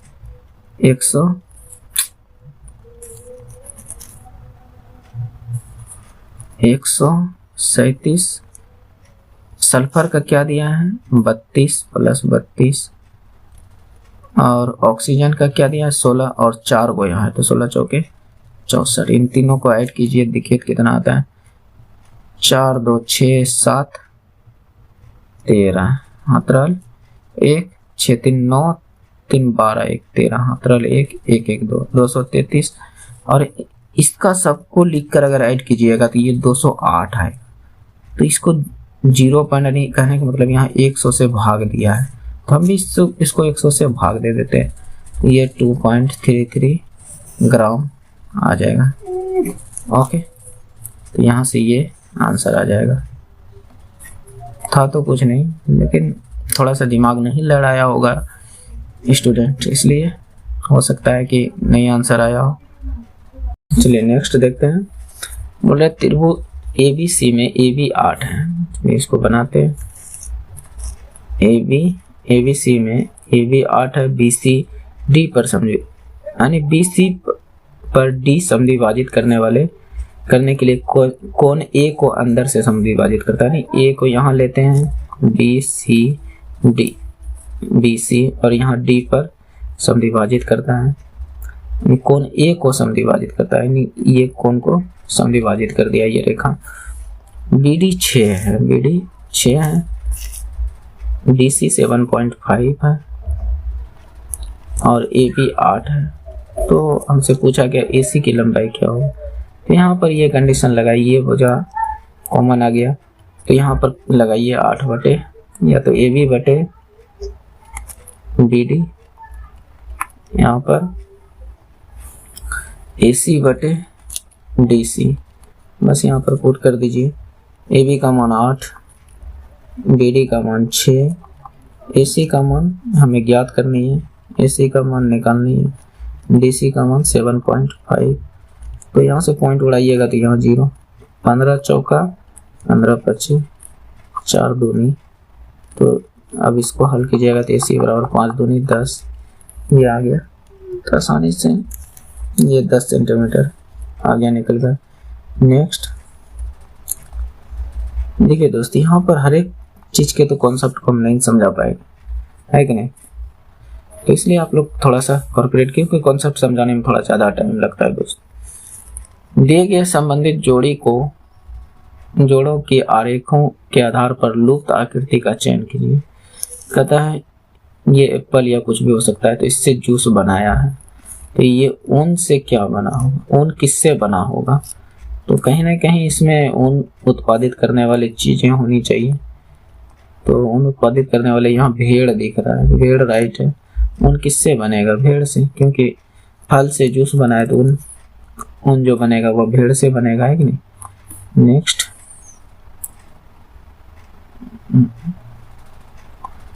इस क्वेश्चन को देखिए, थोड़ा दिक्कत हो जाता है दोस्त कभी कदार। जैसे अभी देखिए कुछ देर में बारात आने वाला है किसी का, तो रोड से तो गुजरेगा तो आवाज बहुत सारा होगा, थोड़ा प्रॉब्लम आ जाता है। यदि 8% साधारण ब्याज की दर से 2 वर्ष 9 माह हेतु निवेश की गई धनराशि की अवधि के अंत में इतना रुपया हो जाता है, तो प्रारंभ में कितनी धनराशि, तो मान लीजिए प्रारंभ में P धनराशि था, यानी मूलधन हमें P दिया गया था। चलिए लिखते हैं, थोड़ा सा हिंदी में लिखते हैं। आपके पास मूलधन जो है, मूलधन बराबर P मान लेते हैं, कुछ P था, और रेट ऑफ इंटरेस्ट यानी दर जो दिया है, यानी रेट जो दिया है आपका 8% है कि नहीं, और समय जो दिया है, समय को कैसे लिखें, टाइम को कैसे लिखें, 2 वर्ष 9 महीना, 2 + 9 महीना है तो महीना को वर्ष में बदलिएगा तो 12 से भाग, तो इसको कटाइएगा 3, इसको 4, 4 दूनी 8, 3 11/4 वर्ष, 11/4 वर्ष आ जाएगा, नहीं 11/4 वर्ष। ये आपका टाइम हो गया। बस आप लगाइए। और यहाँ पर मिश्र धन मेरे पास दिया है, अमाउंट दिया है, मिश्र धन दे दिया है, मिश्र धन, ठीक नहीं, मिश्र धन दे दिया है कितना 732। बस सबको पुट कीजिए, आसानी से आ जाएगा। तो मिश्र धन बराबर फार्मूला क्या बनता है दोस्त, ए माइनस पी ही तो मतलब कि SI होता है, ए माइनस पी ही SI होता है। SI बराबर फॉर्मूला क्या होता है, P into R into T upon 100। यही तो साधारण व्यास का सूत्र होता है। तो अमाउंट हमें 732 दिया है, माइनस P हमें निकालना है, P हमें निकालना, रेट कितना दिया है 8%, T कितना दिया है 11/4, नीचे में 100, नीचे में 100 इतना। तो इसको हल कीजिए 4 से 2 टाइम में, 2 से कितना टाइम में चल जाएगा ये 50। तो यहाँ पर क्या आ गया, इतना आ गया है, ठीक है। देखते हैं आगे। तो 11 गुना P ऊपर और नीचे इतना हो जाएगा। तो आगे करते हैं 700, इस 50 से ये दोनों में गुना हो जाएगा, 732 गुना 50 माइनस 50P, 50P इधर P गुना 11, तो 11P बन जाएगा, 11P। और ज़्यादा हल इसको करेंगे तो P वाले को एक साइड लेते आइए। तो 732 गुना 50 बराबर इधर 11P प्लस आपका 50P हो जाएगा, 50P। ओके, तो इधर कितना हो गया 732 गुना 50, इधर 11 और 50 61P। चलिए इतना आ गया। तो अब 61 से देखिए ये कटेगा, कट जाएगा, P बराबर 61 से ये 732 कटेगा, 61 61 दूनी 112 गुना 50। तो P बराबर यहाँ से कितना हो जाएगा 600, 12×5 = 600 रुपये। ये आपका राइट आंसर हो जाएगा 600। तो इस तरह से इसको कर सकते थे। हालांकि इसमें हम शॉर्टकट भी लगा सकते हैं, लेकिन किसी को समझ में नहीं आएगा वो तरीका, क्योंकि उस तरीके को समझने के लिए थोड़ा सा ज़्यादा टाइम देना पड़ेगा दोस्त। बोलिएगा तो किसी वीडियो में, सेपरेट वीडियो में साधारण ब्याज और चक्रवृद्धि ब्याज का कुछ बेसिक कॉन्सेप्ट बताएंगे, जिससे आप आसानी से कर पाइएगा। यहाँ पर पूछ रहा है इसको, इसमें पढ़ना जरूरी नहीं है, पढ़ना जरूरी रहता है इसको। यहाँ पर थोड़ा मैं इसको ऊपर करूँ, चलिए यहाँ पढ़ना जरूरी होता है। यहाँ पर कि इसमें दिया क्या और पूछा गया, चारों शहरों में साक्षरों का कुल प्रतिशत 1 तक पूर्णांकित करके ज्ञात कीजिए। ठीक है, ये पूछा है। तो साक्षर का प्रतिशत, यहाँ 3 गो का तो पॉइंट हमें मिल चुका है। हमें इन डाटा का जरूरी है और इस डाटा का जरूरी है, बाकी बात इन दोनों का जरूरत नहीं है, इन दोनों डाटा का जरूरत नहीं है। तो यहाँ से हम इसका फाइंड कर सकते हैं। तो जैसे कि यहाँ देखिए 200 साक्षर है, निरक्षर 100, तो यहाँ पर 300 होगा टोटल, है कि नहीं। तो इसका डाटा पूरे हैं। यहाँ पर देखिए निरक्षर 90 है और टोटल 120 है, तो इसका मतलब यहाँ पे 30 होगा, है कि नहीं, तब ना 120 पूरेगा ये टोटल जनसंख्या। तो अब पूछा है साक्षर का प्रतिशत, साक्षर का कुल प्रतिशत। साक्षर कहाँ है, यहाँ वाला, इस टर्म को जोड़िए सबको, यानी कहने का मतलब इसको जोड़िए।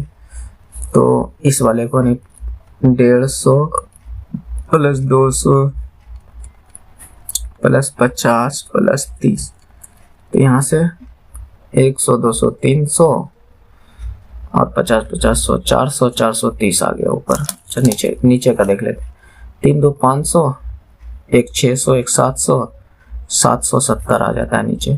सीधा ऐड कर दीजिएगा। तो जैसे कि हम लिख देते हैं एक बार 200 प्लस 300 प्लस 150 प्लस 120। ये सब टाइम कम करने के लिए डायरेक्ट जोड़िए, इस तरह लिखिएगा तो टाइम लगेगा दोस्त, है ना, कि समझाने के लिए हम यहाँ बता दिए। ऊपर 430 आया जोड़ने पर नीचे 770। प्रतिशत पूछा है, प्रतिशत के लिए 100 से गुना कीजिए, बस इसको कटाइए तो 4300 बटे 77। अब भाग दे दीजिए, देखिए कितना आता है 4300 अपॉन 77। तो 5 बार में 5 सत्ते 35, 5 सत्ते 6 सत्ते 42 ज़्यादा हो जाएगा, 5 बार में कटाते हैं 5 सत्ते 35, 5 सत्ते 35 और 3 38। तो 5 बचा, यहाँ 12 4, फिर यहाँ पर 0 उतारिए, तो फिर 5 से खिलाते हैं, देखते हैं 5 से 5 सत्ते 35, 5 सत्ते 35, 3 38, क्योंकि शेष फल ज़्यादा नहीं बचना चाहिए 77 से, तो 5 14 मार गया अच्छी, ठीक है। इतना पॉइंट लगाइए, एक 0 बैठाइए। अब कितने बार में 8 सत्ते 56, 8 बार में कट सकता है, 8 सत्ते 56, 8 सत्ते 56 और 5 61, 4 यहाँ पर 3, इतना बचा 34। तो कहने का मतलब एक अंक तक पूछा था, कुल प्रतिशत एक अंक तक पूछा था, तो 55.8 राइट है। तो इसलिए इन डाटा को पढ़ना जरूरी नहीं होता है, क्वेश्चन को पढ़िए और समझिए और बनाइए, देखिए कितना आसान है कि नहीं। नेक्स्ट,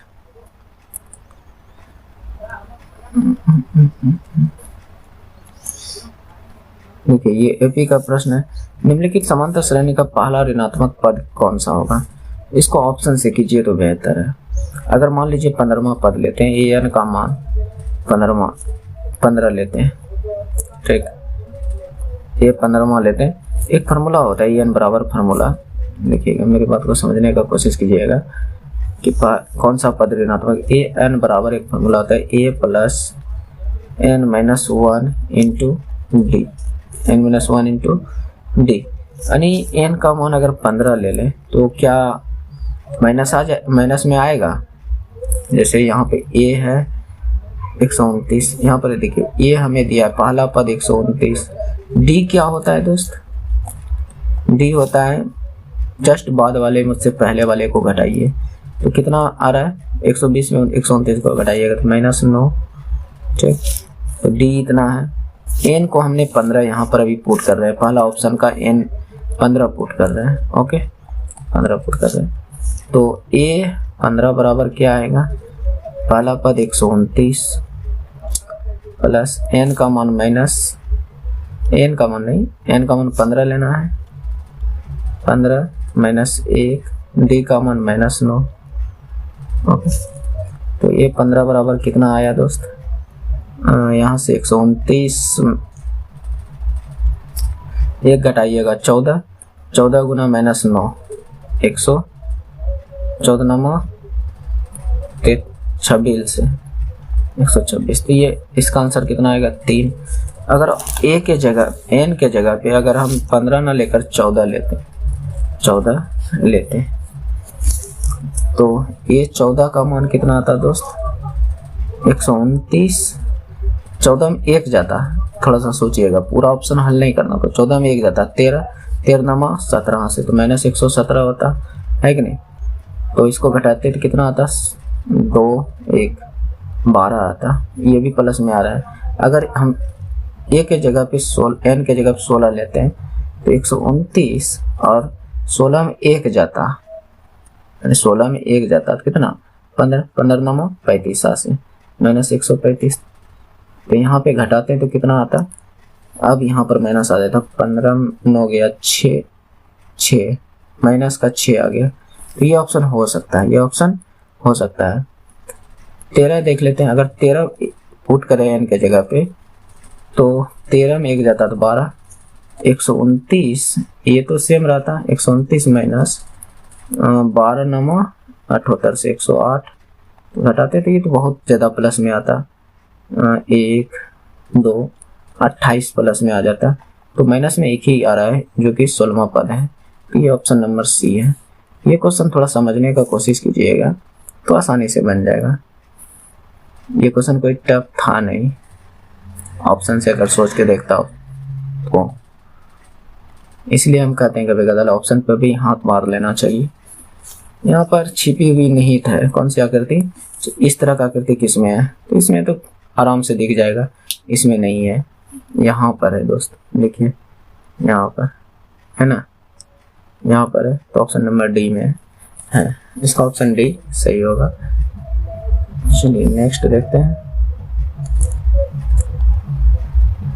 डीजे का आवाज आने लगा, अब थोड़ा देर प्रॉब्लम तो होगा दोस्त, जब तक देखते हैं, नज़दीक आएगा तो थोड़ा सा क्लोज कर देंगे। यही होता है, थोड़ा एडिटिंग करने में दिक्कत हो जाता है अगर किसी का आवाज़ आ जाए तो। 3 जनवरी 2018 को बुधवार था, तो में किस वर्ष में 3 जनवरी को बुधवार होगा, नहीं आने वाले किस वर्ष में 3 जनवरी को सेम टू सेम बुधवार होगा। तो इसमें आपको अगर लीप ईयर है तब या तो 11 यूनिट ऐड कीजिए या फिर आप 22 ऐड कर सकते हैं अगर लीप वर्ष हो तो, लेकिन ये लीप वर्ष नहीं है। अगर लीप वर्ष नहीं है तो आप इसमें 6 ऐड कीजिए, 6 ऐड कीजिए। तो ये आपका 6 ऐड करने को, देखिए यहाँ पर इसको हल कीजिए। तो सबसे पहले हम इसमें 3 तरह के ब्रैकेट का इस्तेमाल कर दिया है, 1 2 1, ये भी ब्रैकेट है, ये बार ब्रैकेट। तो सबसे पहले इसी का हल करेंगे, यहाँ से यहाँ तक में सबसे पहले इसका हल कर 16 मार गया 8, और यहाँ इसको भी हल कर सकते हैं, 60 को 5 से भाग दीजिएगा तो 12, ना कि बोर्ड मास का यहाँ रूल फॉलो नहीं भी कीजिएगा तो आएगा, और इसको कीजिएगा तो गुना में 16 मार गया 8 भागा 2 भागा 3, तो नीचे में कर दीजिए। तो ये 2 3 6, 6 दूनी 12, 6 दूनी 12, 8 दूनी 16। यहाँ तो इसको पूरे हल करिए तो 16 आ गया, तो 30 में 16 चल जाएगा तो कितना आ जाएगा 14। ये आपका 14 राइट आंसर है। इस तरह से हम यहाँ पर 2 3 इसलिए लिखें दोस्त, कभी अगर इस तरह से आपको मिल जाए 8 भागा 2 भागा 3 भागा 4 भागा, तो आप सीधा कीजिए 8 नीचे में जितना है 2 3 4 इस तरह से कर दीजिए, आपका राइट आंसर हो जाएगा। इसलिए हमने यहाँ पर ये चीज किया, तो थोड़ा सा समझने का कोशिश कीजिएगा। तो ये आपका 14 राइट आंसर है। नेक्स्ट, किस भारतीय महिला पर्वतारोही ने हाल ही में 5 दिनों के भीतर 2 बार माउंट एवरेस्ट पर चढ़ने का सबसे तेज रिकॉर्ड, हाल ही का तो नहीं, ये 2018 से पहले का है, 2017 के आसपास का, दिसंबर तक के आसपास का है। तो ये अंशु जमसेम्पा, ये नेपाल की ही थी, शेरपा थी। तो नेक्स्ट,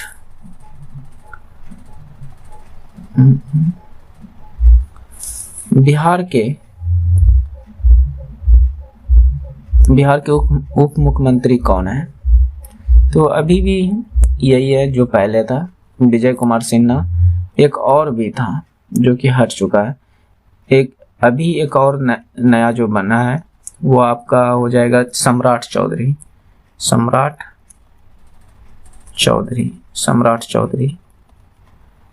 2 उप मुख्यमंत्री हैं बिहार में, विजय कुमार सिन्हा और सम्राट चौधरी दोनों हैं। नेक्स्ट, उप मुख्यमंत्री, हाँ शायद क्या ये बना हुआ था ना, क्या कहते हैं, लालू प्रसाद के बेटे तेजस्वी यादव, ये बने हुए थे। नेक्स्ट देखते हैं,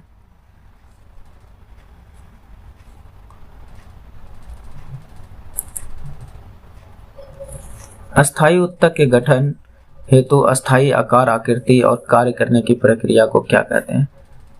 तो ये आपका आंसर हो जाएगा कार्य करने के, अस्थायी उत्तक के गठन हेतु आकार, आकृति और कार्य करने की प्रक्रिया को विभेदीकरण कहते हैं। क्या कहते हैं? विभेदीकरण कहते हैं। नेक्स्ट, दिए गए आकृति चुनिए जो दिए गए समूह से संबंधित नहीं है।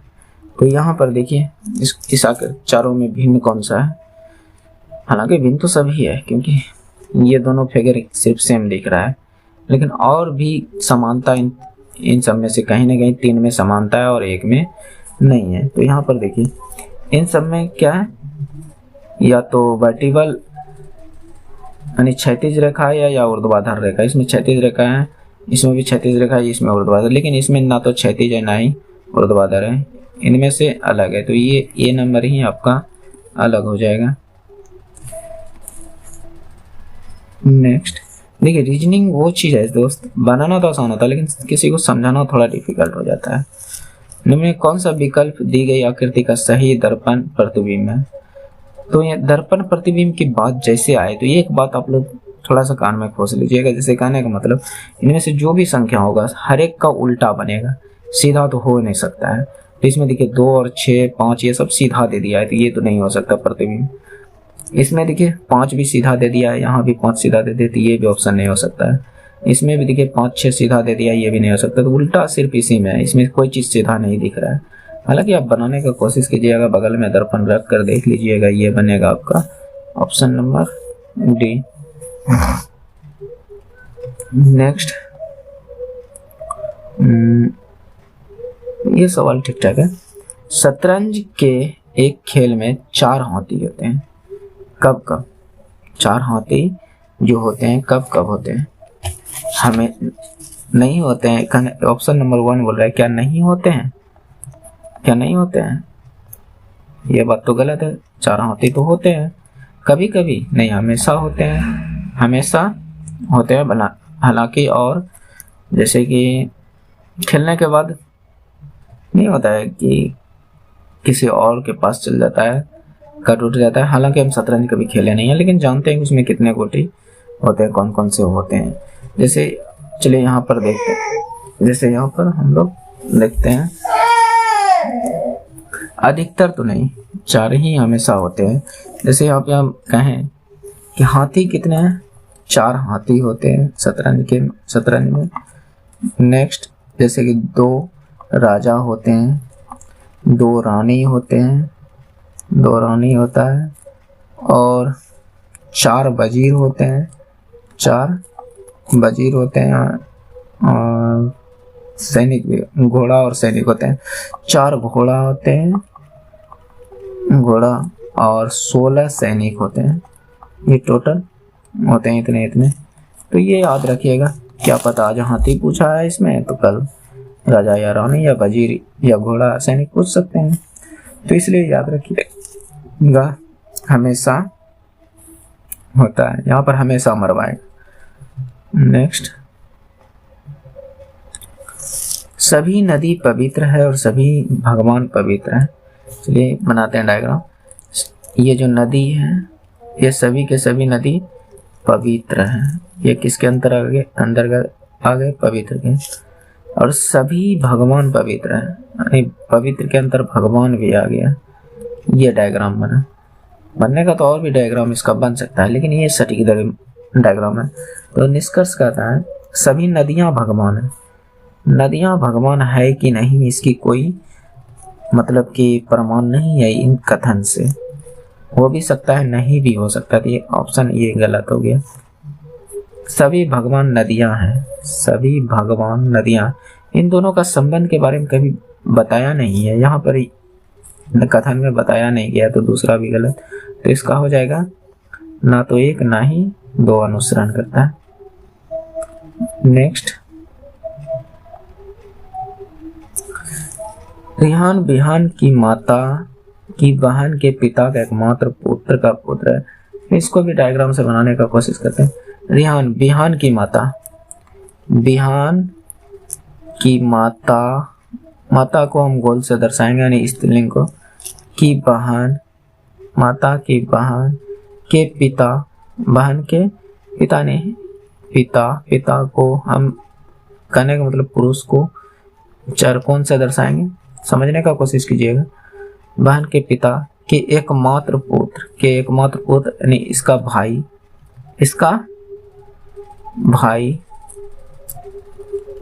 का पुत्र है, इसका भाई का पुत्र है। कौन? रयान। रयान रयान यहाँ जाएगा रयान, ठीक। तो पुत्र है, तो रयान बिहान से किस प्रकार है? यानी मम्मी का भाई का बेटा, यानी इसकी माता की भाई का बेटा कौन? कजिन होगा। क्या होगा? ममेरा फुफेरा, या यानी ममेरा फुफेरा भाई हो जाएगा, जिसको हम कजिन कहते हैं। नेक्स्ट,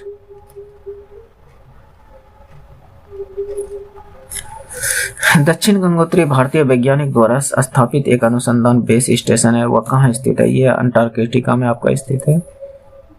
देखिए, हम थोड़ा फास्ट करने की कोशिश करते हैं ताकि वीडियो लंबा हो जाता है दोस्त, और हो सकता है कि इतने देर में जो नहीं पढ़ने वाले होंगे वो बोर हो जाएंगे। हम कोशिश करते हैं कि छोटा बने, लेकिन क्या करें, पूरा सेट सोल्व करवाने में टाइम लग जाता है। नैनी और लीलू की लंबाई का अनुपात 4:3 है। यदि लीलू का इतना मीटर लंबी है तो नैनी की लंबाई क्या होगा? नैनी है और लीलू है, ठीक, 4:3 में।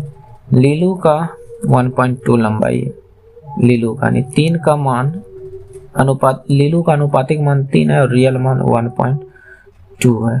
तो ये इसका कितना गुना है दोस्त? तो ये हम कह सकते हैं ये 0.4 गुना है, 0.4 गुना है। इसका भी आप 0.4 गुना कर दीजिए, तो ये कितना आ जाएगा? 1.6। तो ये 1.6 मीटर है। पूछा हमसे नैनी की लंबाई, तो ये भी 1.6 हो जाएगा। ये सब इजी क्वेश्चन है दोस्त, ये सब क्वेश्चन 100% को मारना चाहिए। विद्युत आवेश की एसआई इकाई क्या है?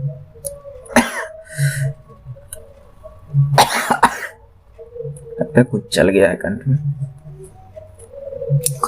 विद्युत आवेश का एसआई इकाई कूलाम होता है दोस्त। एम्पियर तो आपका धारा का हो जाता है। ओम का ओम जो होता है आपका प्रतिरोध का हो जाता है। वोल्ट जो विभवांतर का हो जाता है। तो यहाँ से कूलम हो जाएगा आवेश का एसआई इकाई। चलिए इसको सोल्व कीजिए। कहता है बायां पक्ष दायां पक्ष बराबर होगा कब? जब इनमें से कोई चिन्ह को हम पुट करेंगे। ऑप्शन नंबर 1 को पुट करते हैं 5, स्टार के जगह पे प्लस पुट करते हैं 0, इस स्टार के जगह पे गुना 3, इस स्टार के जगह पे -5 बराबर 20। देखते हैं इधर 20 आ जाए तो 5, ये तो 0 में पहुंच जाएगा, 0 आ गया। तो ये वाला नहीं हो सकता है, ये वाला नहीं होगा।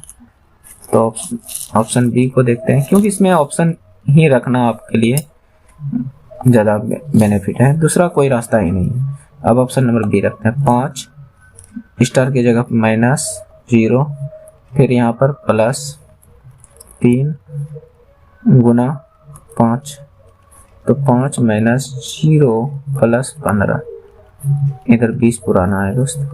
तो इधर देखिए कितना आया, 15 5 20, 20 में 0 जाएगा तो 20 ही होगा। तो ये दोनों साइड इक्वल हो गया है कि नहीं? तो ये ऑप्शन नंबर आपका बी राइट है। आगे हल करना जरूरी भी नहीं है अगर आ गया तो, है कि नहीं? स्कूल में नोटिस बोर्ड पर एक संदेश है। प्राकृतिक संसाधनों के बारे में ज्ञान बढ़ाने के लिए स्कूल के छात्रों का वनस्पतिक उद्यान में एक यात्रा व्यवस्थित की गई है। वनस्पतिक उद्यान में प्राकृतिक साधनों की भरमार होती है। देखिए, वनस्पतिक उद्यान में प्राकृतिक संसाधन की भरमार होती है।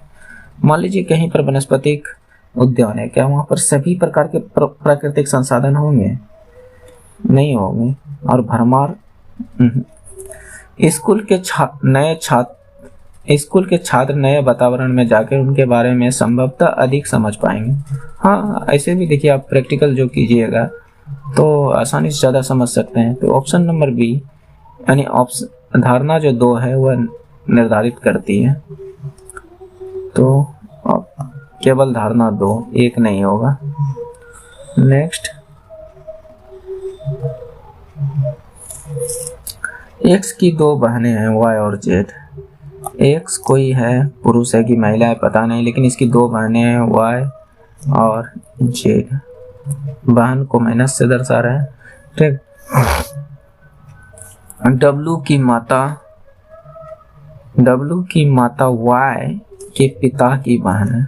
वाई का पिता का बहन चलिए थोड़ा लंबा खींचते हैं। बहन किसका माता? डब्लू की माता है। तो डब्लू जेड से किस प्रकार संबंध है? डब्लू जेड से या तो कजिन ही होगा बहन के रूप में, तो ये कजिन होगा। क्या होगा? कजिन होगा। यहाँ भी तो ममेरा फुफेरा या भाई या बहन हो सकता है कि नहीं? तो ये रिलेशन है यहाँ पर। नेक्स्ट, कौन सी धातु गैर धातुओं के दोनों के रूप में कार्य नहीं करता है? यानी कहने का मतलब यहाँ सीधा सीधा उपधातु के रूप में कार्य करता है। उपधातु के रूप में कार्य करता है, ये बात पूछ रहा है। बात समझ रहे? यहाँ पर कौन सा उपधातु नहीं है? यहाँ कहने का मतलब कि कौन सा उपधातु नहीं है? तो बोरोन तो उपधातु है, बिस्मित नहीं है, आर्सेनिक भी है, जर्मेनियम भी है। तो यहाँ पर बिस्मित आपका नहीं है। जैसे कि उपधातु में और भी होते हैं जिगजैग लाइन, जैसे कि आप देखेंगे कि अगर मान लीजिए ये पीरियोडिक टेबल है, तो यहाँ से एक सीढ़ी नुमा रचना बनकर आती है। सीढ़ी नुमा ऐसे जाता होगा, बीच में देखिएगा कि अलग कलर का एक बनता हुआ जाता होगा। तो ये जिगजैग लाइन जो होता है धातु और अधातु को अलग करता है। धातु और अधातु को अलग करता है। ये उपधातु होता है। ये बीच में जो जितने भी एलिमेंट होते हैं वह उपधातु होते हैं। जैसे कि यहाँ पर कुछ दिया हुआ है, कुछ हम लिख देते हैं। जैसे सिलिकॉन, बोरोन होता है, आर्सेनिक होता है, जर्मेनियम होता है, सिलिकॉन होता है, सिलिकॉन हो गया। फिर एंटीमनी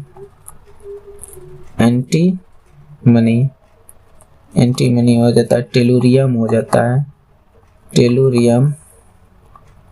टेलुरियम और फिर पोलोनियम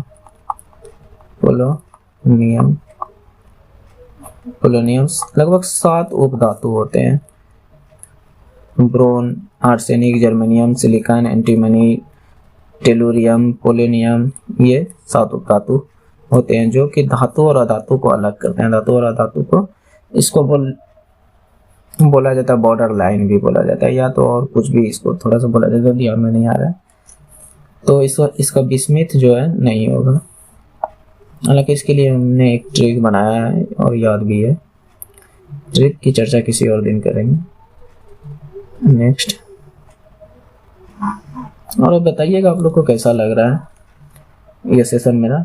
मनुष्य में पाई जाने वाली अंतःस्रावी ग्रंथि नहीं है, तो ये अकृत अंतःस्रावी ग्रंथि नहीं है। बाकी बात पिनियल ग्रंथि, पीयूष ग्रंथि, आदिवृक्क ग्रंथि, ये सब अंतःस्रावी ग्रंथि है। यकृत नहीं, यकृत अंतःस्रावी ग्रंथि नहीं। कहीं कहीं मरवाता है, कहीं कहीं ये अंतःस्रावी ग्रंथि मरवाता है, लेकिन ये यहाँ पर कैसे है कि नहीं मरवा रहा है, ये बात हमें समझ में नहीं आ रहा है। ये मरवा रहा है, अकृत नहीं है अंतःस्रावी ग्रंथि।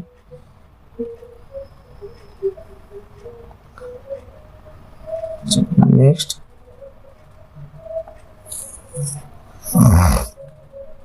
यहाँ पर लुप्त संख्या ज्ञात करने बोल रहा है, तो कैसे होगा? 1 से 2 हुआ है, 2 से 6 हुआ है, यहाँ सीधे 120 से 720 हो गया।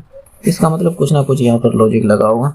यहाँ पर देखिए ये 2 गुना है, ये इसका 3 गुना है, तो यहाँ पर इसका 4 गुना आएगा 24, क्योंकि यहाँ 24 का ये 5 गुना है कि नहीं?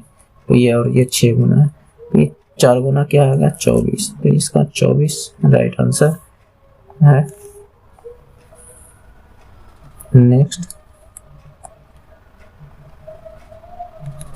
देखिए, ए अकेला किसी काम को 8 दिन में कर सकता है। चलिए इसको एलसीएम मेथड से बनाते हैं। ए अकेला 8 दिन में, जबकि बी को इससे पूरा करने में 12 दिन लगते हैं। बी इसे 12 दिन में करते हैं, और दोनों को सी के साथ मिलकर 4 दिन लगते हैं। इन दोनों को सी के साथ मिलकर ए प्लस बी प्लस सी तीनों मिलकर 4 दिन में लगते हैं। यदि केवल सी और डी दोनों मिलकर काम करें तो 15 दिन लगता है। सी और डी मिलकर करें तो 15 दिन लगते हैं। आगे पूछा डी को अकेला इस काम करने में कितने दिन में, तो इस सबका एलसीएम निकालेंगे, वो टोटल वर्क होगा। तो इन सबका एलसीएम कितना, 8 15 4 8 12 4 15, तो इसका मेरे में से 15 20 से 120 आएगा। कितना आएगा 120 निकाल के देखिएगा।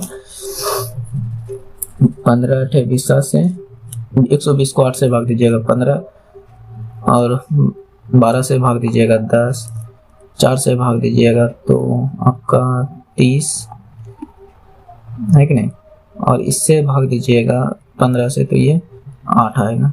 ओके, तो ये क्षमता निकल कर आया। ये ए की क्षमता 15 है, बी की क्षमता 10 है, इन तीनों का मिलाकर 30 है, इन दोनों का मिलाकर 8 है। बस अब देखिए काम हो जाएगा। हमसे काम किससे करवाना है, सिर्फ डी से करवाना है। कितना काम को, 30 काम को, 120 काम को, 120 काम को किससे करवाना है, डी से। तो हमें डी की क्षमता तो पता होनी चाहिए ना, है कि नहीं। अगर डी की क्षमता के बारे में हमें पता चल जाए तो आसानी से निकाल लेंगे, है कि नहीं। तो हम चलिए यहाँ पर करते हैं ए बी की यहाँ से क्षमता कितनी है, टोटल 25। तो इस जगह हम 25 पुट कर दें, 25 दे दें, और तीनों का 30 है, तो इसका मतलब सी का कितना होगा, 5।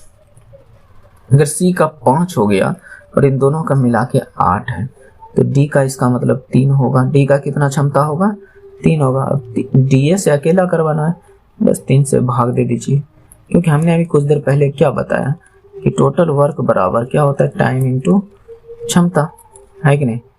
तो हमें टाइम निकालनी है तो टोटल वर्क अपॉन क्षमता, है कि नहीं। जिससे करवाना है तो डी से हमें करवाना है, तो भाग दे दीजिए, तो डी का ये दिन निकल जाएगा 40 दिन। तो इस तरह से आसान होता है बनाना दोस्त, पता नहीं और सब कैसे कौन से तरीके से बनाते हैं आपको देखिएगा। यह तरीका थोड़ा आसान है, देखिए कितना कम जगह में और आसानी से बन गया, है कि नहीं। नेक्स्ट, निम्नलिखित में से कौन सी फिल्म ऑस्कर 2018 में भारत की आधिकारिक प्रविष्टि है, भारत की आधिकारिक प्रविष्टि है। ये पुराना क्वेश्चन है, ये न्यूटन होगा। नेक्स्ट,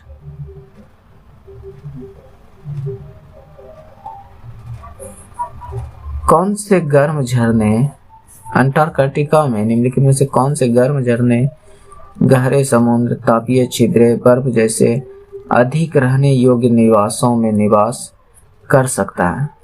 तो आपका बैक्टीरिया जो है वह विरल से विरल परिस्थिति में भी रह सकता है कि नहीं। अच्छा, आप लोग यहाँ से एक क्वेश्चन बताइएगा, एक क्वेश्चन मैं कर रहा हूँ, उसका कमेंट में आंसर दीजिएगा। इनमें से किसको हम क्रिस्टलाइज कर सकते हैं। क्रिस्टलाइज कहने का मतलब किसको ठोस के रूप में बनाकर रख सकते हैं, जीवाणु को, वायरस को, या अमीबा को, या इग्लुना को, और बाद में ज़रूरत पड़ने पर उसे पुनः मतलब काम में भी लाया जा सकता है। तो बताइएगा इसका आंसर। नेक्स्ट, ये क्वेश्चन पूछा हुआ है दोस्त, जो हमने पूछा वो पहले भी किसी ना किसी एग्जाम में पूछा, किसी ना किसी एग्जाम में, क्या मेरे मिस से ग्रुप डी में भी, हाँ ग्रुप डी में पूछा गया था, क्योंकि हमने इस क्वेश्चन को देखा था। नेक्स्ट, रघु ने एक खिलौना 66 रुपये में खरीदने के पश्चात इसे 15% लाभ पर बेच दिया।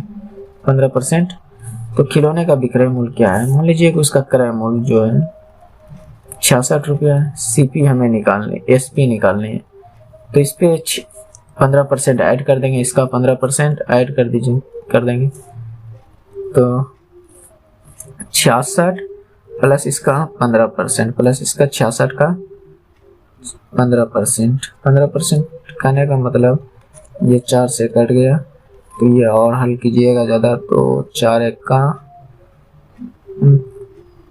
देखिए और कटाते हैं 2, ये 3, मैंने गलती कटा रहा है दोस्त, कहाँ मेरा ध्यान कहाँ चल गया दोस्त। देखिए 66 का 15% देखिए कितना रहा। आसान क्वेश्चन है दोस्त, ज्यादा कोई भारी नहीं है। 66 का 15%, 5 से 3 में, 5 से 20 बार में, 2 से 10 बार में, 2 से 33 बार में, 33 या 99/10, इसलिए इसको 10 छोड़ें क्योंकि पॉइंट भाग लगाना आसान होगा। 9.9, 66 में 9.9 ऐड कर दीजिए, 66 में 9.9 ऐड कर दीजिए तो ये बन गया 75.9। बस ये आंसर है 75.90। जीरो का कोई मतलब है ही नहीं यहाँ पर। तो नेक्स्ट इसको देख लीजिए, ये आपका हो जाएगा। आसान क्वेश्चन था, इसको और भी तरीके से कर सकते थे।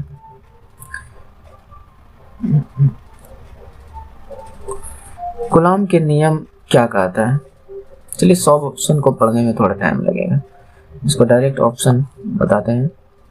इसका ऑप्शन नंबर जो डी होगा, कहता है दो बिंदुओं के आवेश के बीच आकर्षण बल का परिणाम दो आवेशों की मात्रा के अनुपातिक उनके बीच की दूरी के व्युत्क्रम। हालांकि देखिए जो कूलॉम साहब ने नियम दिया था कि स्थिरांक Q1 × Q2/r², ये तो आर के वर्ग दूरी आर क्या है? दूरी के वर्ग के व्युत्क्रमानुपाती होते हैं। वर्ग के व्युत्क्रमानुपाती यानी यहाँ पर उल्टा है, व्युत्क्रमानुपाती है। और दो आवेशों की मात्रा के उत्पाद के समानुपाती होता है, उत्पाद के समानुपाती होता है। तो ये ऑप्शन नंबर डी आपका यहाँ पर राइट हो जाएगा। नेक्स्ट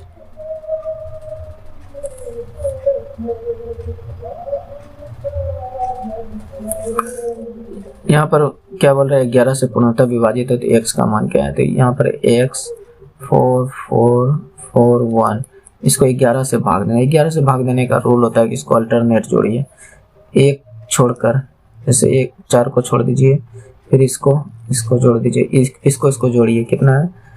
x + 4 और यहाँ पर 1 5, यानी 5 + x अल्टरनेट जोड़िएगा, फिर इधर से अल्टरनेट जोड़िए, 4 4 8, 4 4 8, और इन दोनों का अंतर जो आना चाहिए, इसका अंतर और इसका अंतर जो आना चाहिए, या तो 0 आनी चाहिए, या 11 आनी चाहिए, या 22 आना चाहिए, या 11 का कोई मल्टीपल आना चाहिए।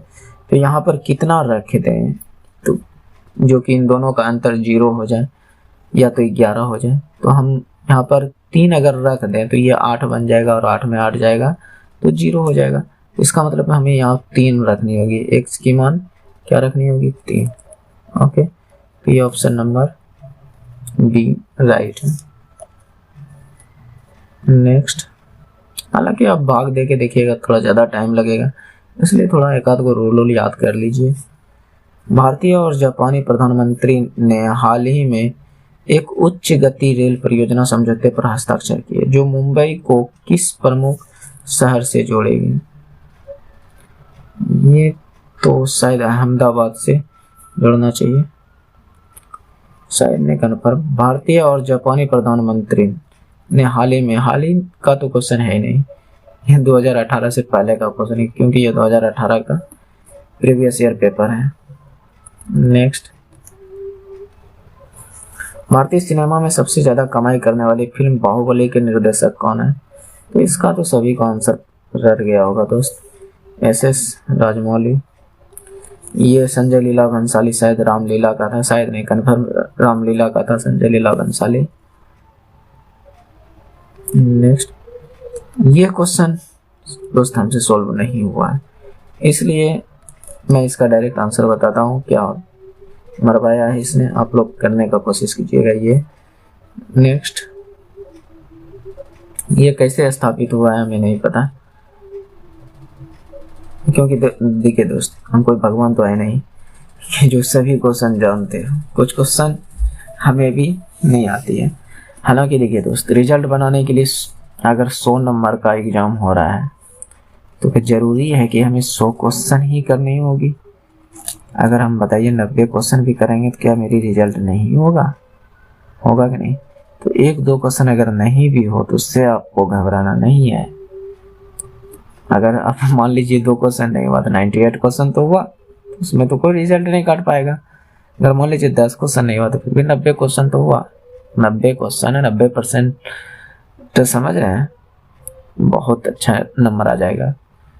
तो इसलिए 1-2 क्वेश्चन से घबराना नहीं है, क्योंकि इसलिए हम जो क्वेश्चन लगता है कि वो एग्जाम का एक रूल हम बताते हैं दोस्त।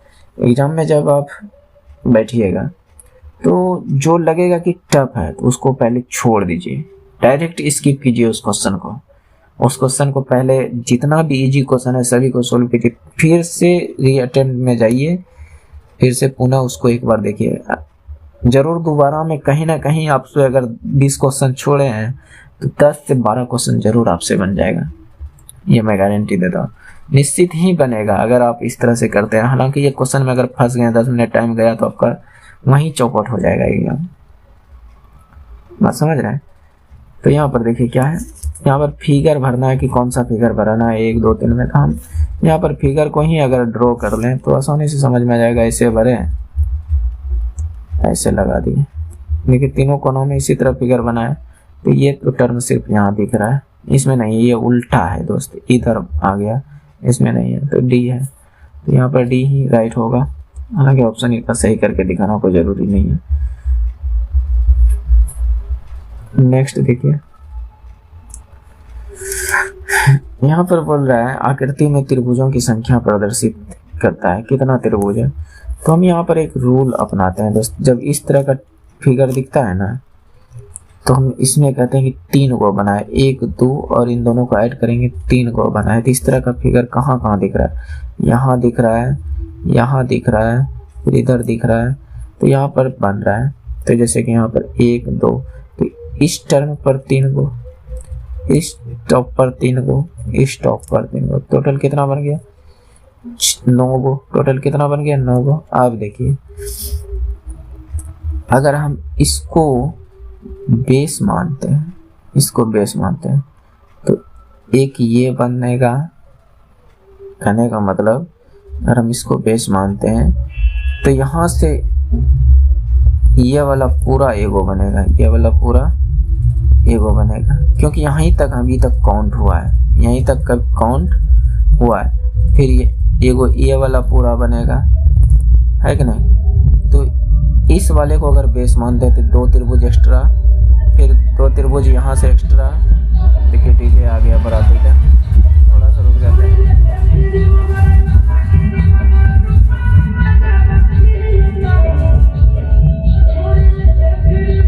भोजपुरी तो आग मचा के रखा है दोस्त। चलिए देखिए अभी टाइम कितना हो रहा है दोस्त, 11 बज रहा है, 12:11 टाइम, और इतना बजे बढ़ाते जा रहा है। तो देखिए यहाँ पर 9। अब प्रत्येक बेस पर 2-2 त्रिभुज बनेंगे, ध्यान से देखिएगा। हम यहाँ पर फिर से मिटाकर बताने का कोशिश करते। अगर इस बेस पर देखें, इस बेस पर, तो देखिए यहाँ से पूरा एक त्रिभुज बनेगा, एक, और इधर से एक त्रिभुज पूरा बनेगा, है कि नहीं, 2 त्रिभुज पर। इसी तरह इस बेस पर भी 2 त्रिभुज, इसी तरह इस बेस पर भी 2, तो 2 + 2 + 2 इतना बनेगा।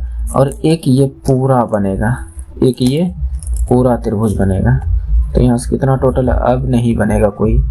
9 2 11 2 13 2 15 1 16, इसमें टोटल 16 त्रिभुज बननी चाहिए, 16 त्रिभुज, है कि नहीं। नेक्स्ट लीजिए, ये लास्ट क्वेश्चन है। देखिए यहाँ पर क्या कर रहा है, दिए गए व्यंजक में उन अक्षरों की संख्या क्या है जिनके पहले एक प्रतीक लेकिन बाद में एक संख्या नहीं है, बाद में एक संख्या नहीं है।